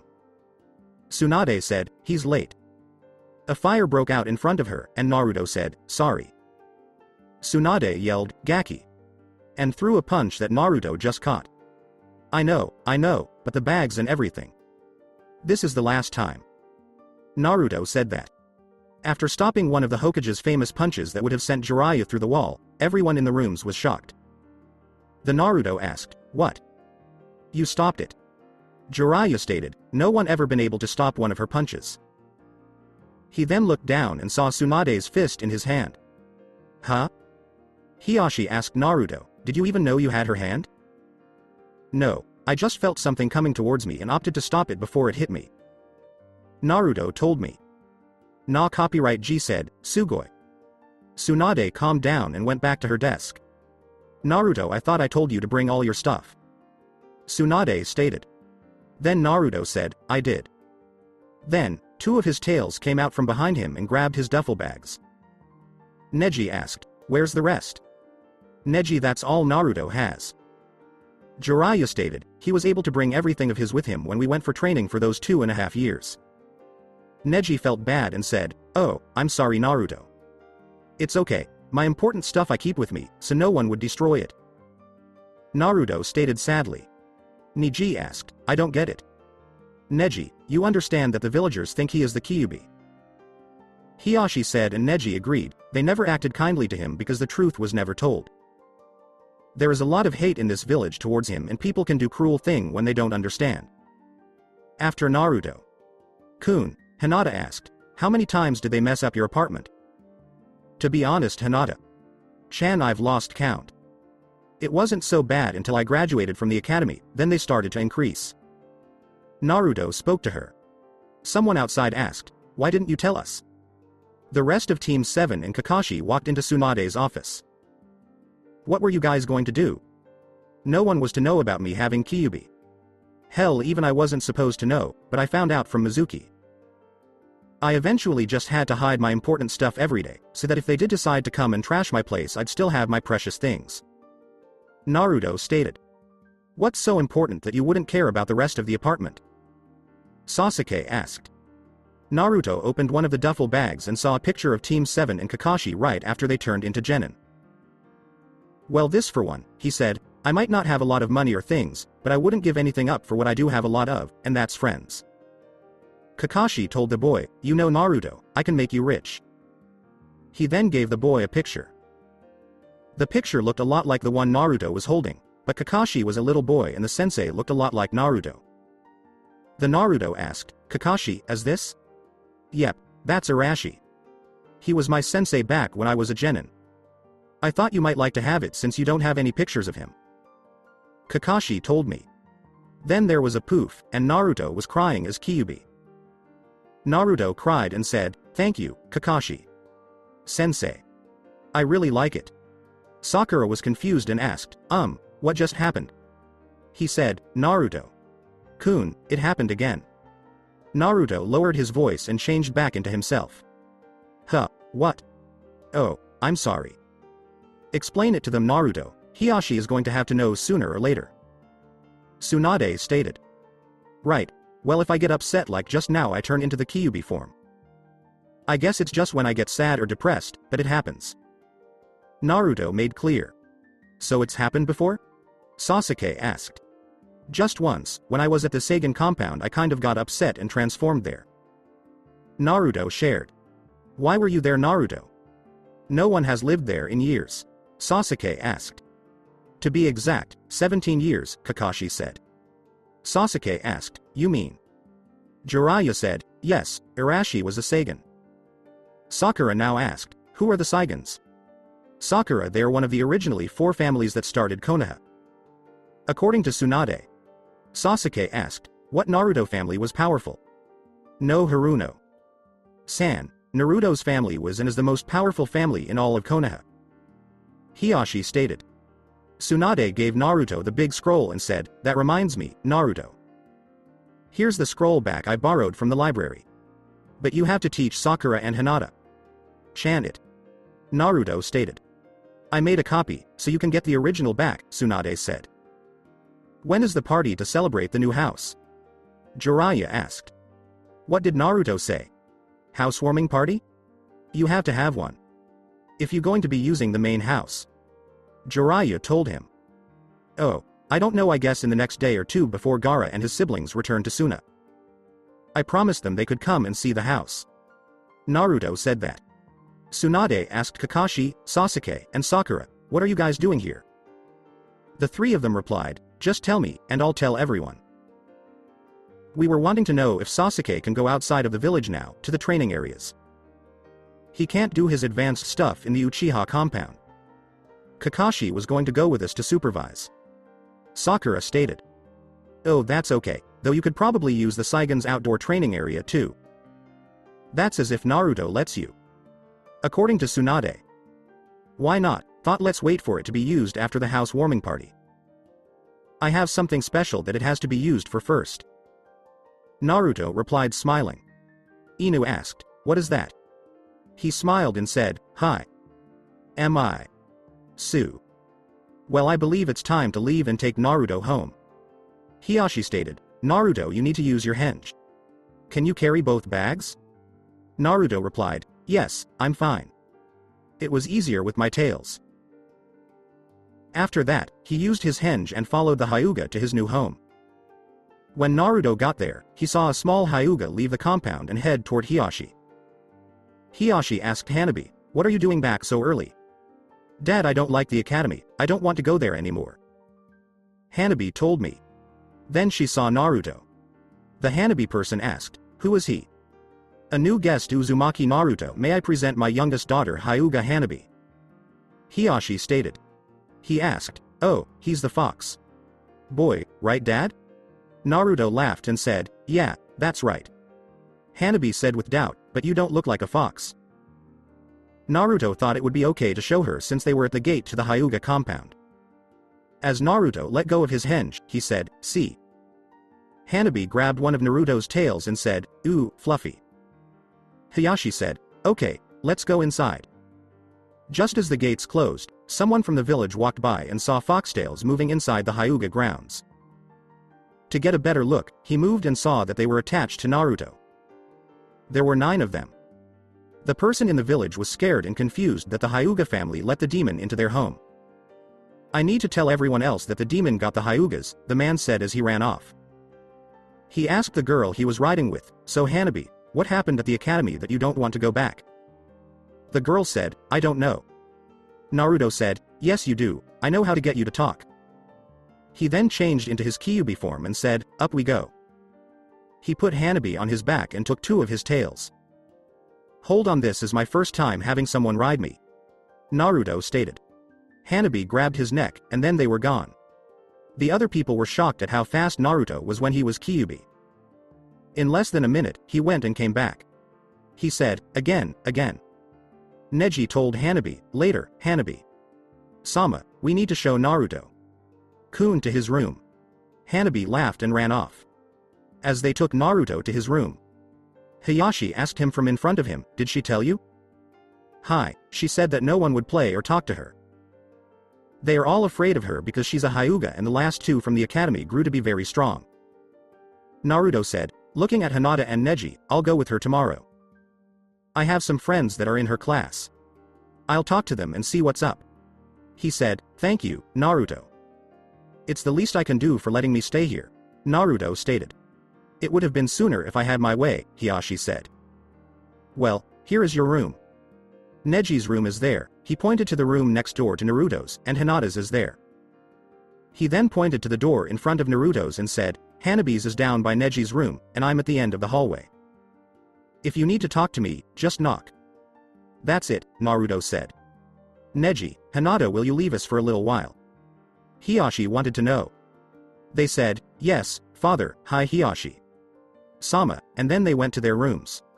He asked, did I do something wrong already, sir? Hiyashi told Naruto, no, I just wanted to show you around your room. You can go in now. There were 10 tatami mats and a Japanese futon bed in the room, which looked like a traditional Japanese bedroom. There were clothes in the closet already, and there was a chest by the window with the Saigon's crest on it. Amazingly, Naruto said, it's so big. Not as big as the master bedroom in the Saigon house. Hiyashi stated, I need to explain a few things, Naruto. Okay, I'll behave and not do anything bad while I'm here. Naruto stated. No, my boy, I think you'll liven the place up a little bit. Your father always did when he was here. That's not what I'm talking about. Hiyashi told him. Then what? Naruto asked. He began, I guess you noticed the clothes and the chest. The Naruto said, yes. Hiyashi told Naruto as he went through his father's things in the closet, they are yours. Your father left them in my care until you found out about him. They are now yours. In the closet were some of his old clothes. I think his coat is in there. This was Arashi's famous white flame coat from when he was the Yondaime. It was the last thing in the closet. Naruto then put it on to check that it fit. The first time Naruto put it on, Hiyashi gasped. It fit so well. He asked, what? I shouldn't have it on, should I? Hiyashi told Naruto, no, you don't look like him. Naruto was now confused and asked, huh? Hiyashi left the room and called for Neji. Neji, go tell the Hokage, Jiraiya, and Kakashi to come here immediately. It's important. Hiyashi said to him. Naruto asked, am I in trouble again? Hiyashi said, no, I want them to see something. Naruto asked, oh, is it okay if I open the chest now? He left his coat on. Hiyashi told him, it's yours, you can open it whenever you want. Naruto then sat down and opened the chest to look inside. When he opened it, he saw a note at the top and read it. Write to Naruto. I'm sorry, my son, that you had to carry such a heavy load, but it had to be done to save our village. I hope they haven't been too mean to you. You finally know that I, Arashi Saigon, the Yondaime, was your father if you were reading this. I wish I could have been there to watch you grow up, but I'm sure your luck will be better than what I did for this village. I left you some things. You should find Eki, Gama or Jiraiya, one of the legendary Sannin, if you haven't already. This guy is very good at jutsus. Have him teach you all of mine and his too. There are unique kunai in the chest. Find Hitaki Kakashi and ask him what they're used for. Besides that, Hiyashi added everything else in this. Take care of yourself, son, and keep the village we love safe. Thanks, Dad. Hiyashi, who was standing at the door, walked over to him. What is it, Naruto? Hiyashi asked when he saw the boy shaking. Hiyashi smiled as he read the letter that Naruto gave him. He was a great man that knew his son would do great thing. He also gives me too much credit. Hiyashi said that. Naruto was about to cry after reading the letter his dad had sent him. He loved him, and the letter would always mean a lot to him. After that, Naruto opened the chest and found the kunai his dad had told him about. They were strange. They had 3 sharp edges, with the longest one in the middle. The handles had tags on them that said different jutsu spells. He looked through the rest of the chest and found some different scrolls. Based on what they said, he thought they were jutsu that his father had made and that were only for the family to use. A bunch of big books were at the bottom of the chest. When Naruto picked them up, he saw that they were heavy but didn't look like library books. When he opened them, there was a picture of his dad next to a picture of Hiyashi when she was younger. I remember that one. Hinata's mother Hana took it for us after we became Chunin the same year. Hiyashi told me. Naruto opened one of the books and looked at the pictures of his dad and his friends. The second book was the same, but his dad was dressed in a tux and there was a woman next to him who looked a bit like him. Ah, the wedding album. I wondered where that went. Hiyashi stated. He couldn't even say, is that my? When Hiyashi heard Neji come back, he said, yes, that's your mother Reime, Naruto. He then left. Naruto looked at the picture for a while. This was his mother. Her hair was the same color as his dad's, and her eyes were brown. She had the same fox-like smile as his dad. They looked really happy together. Naruto was looking at the picture so intently that he missed Hiyashi talking to the Hokage and others. What's so important, Hiyashi? Has he already done something wrong? Tsunade asked. No, Hiyashi said, I put the things his father left him in his new room. He's been going through them all and found his dad's old coat. Look. He was sitting on the floor with his back to the door at the moment. People would have thought Arashi was back from the dead if Hiyashi hadn't told them it was Naruto. All they could see was his back. What is Naruto? Jiraiya asked. Naruto smiled and turned his head to look at them. Getting up, Naruto asked, Oh hi, you got here fast. What's going on? The three saw what Hiyashi had as he did this. He looked a lot like Arashi. He would look like his father if you took off the whisker marks and Hanyu features from his face. Tsunade asked Naruto, have you looked in the mirror yet? Naruto was confused and asked, what? Kakashi told Naruto to look at himself in the mirror. He did what he was told and looked at himself in the mirror. He could only see himself. Naruto said, okay, so it's me. Jiraiya told Baka, use your henge. He asked, but I'm inside.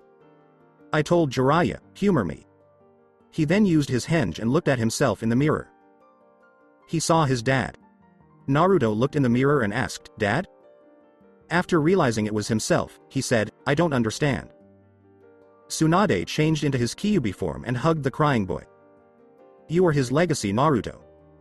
Can't you see that? You look so much alike, no one, and I mean no one in this village, can argue you aren't his son if they see you like this. Tsunade told the boy. She opened her door when she heard noise outside and saw the Hokage, Jiraiya, and Kakashi in Naruto's room with her father. She walked in because she was afraid something bad had happened. It wasn't working for Tsunade to comfort Naruto after he changed back into himself, she saw. Her question was, Father? He has had so little in life. Hinata having all this just dropped into his lap has surprised him, but made him happier than he has ever been. Hiyashi stated, go talk to him. Hinata said, yes, and went to where Naruto and Tsunade were. The moment Hinata touched Tsunade on the shoulder, she moved. She said, Naruto-kun. Naruto looked for Hinata Chan to hold him and said, Hinata-chan. After a few more minutes of crying, he began to feel better. He changed back into his Hanyu form when he felt calm, but he was still asleep. The boy was on his new bed when Jiraiya came over and picked him up. That's when Hinata saw Naruto's coat. Hinata asked again, Father? Hiyashi showed Hinata a picture of Arashi wearing the Yondaime coat and said, yes, that's why they're here. Look at this picture. Naruto-kun? Hinata asked. He looks so serious in the picture. That's not like him at all. That's not Naruto. Hinata, that's Naruto's father Arashi, just after Sarutobi made him the Yondaime. Tsunade made clear. She said, but Naruto-kun. Yes, it's very strange, isn't it? Kakashi asked. Let leave and let him rest. I'll inform you three when he wakes up. I think he's going to be needing answers and I only know so much.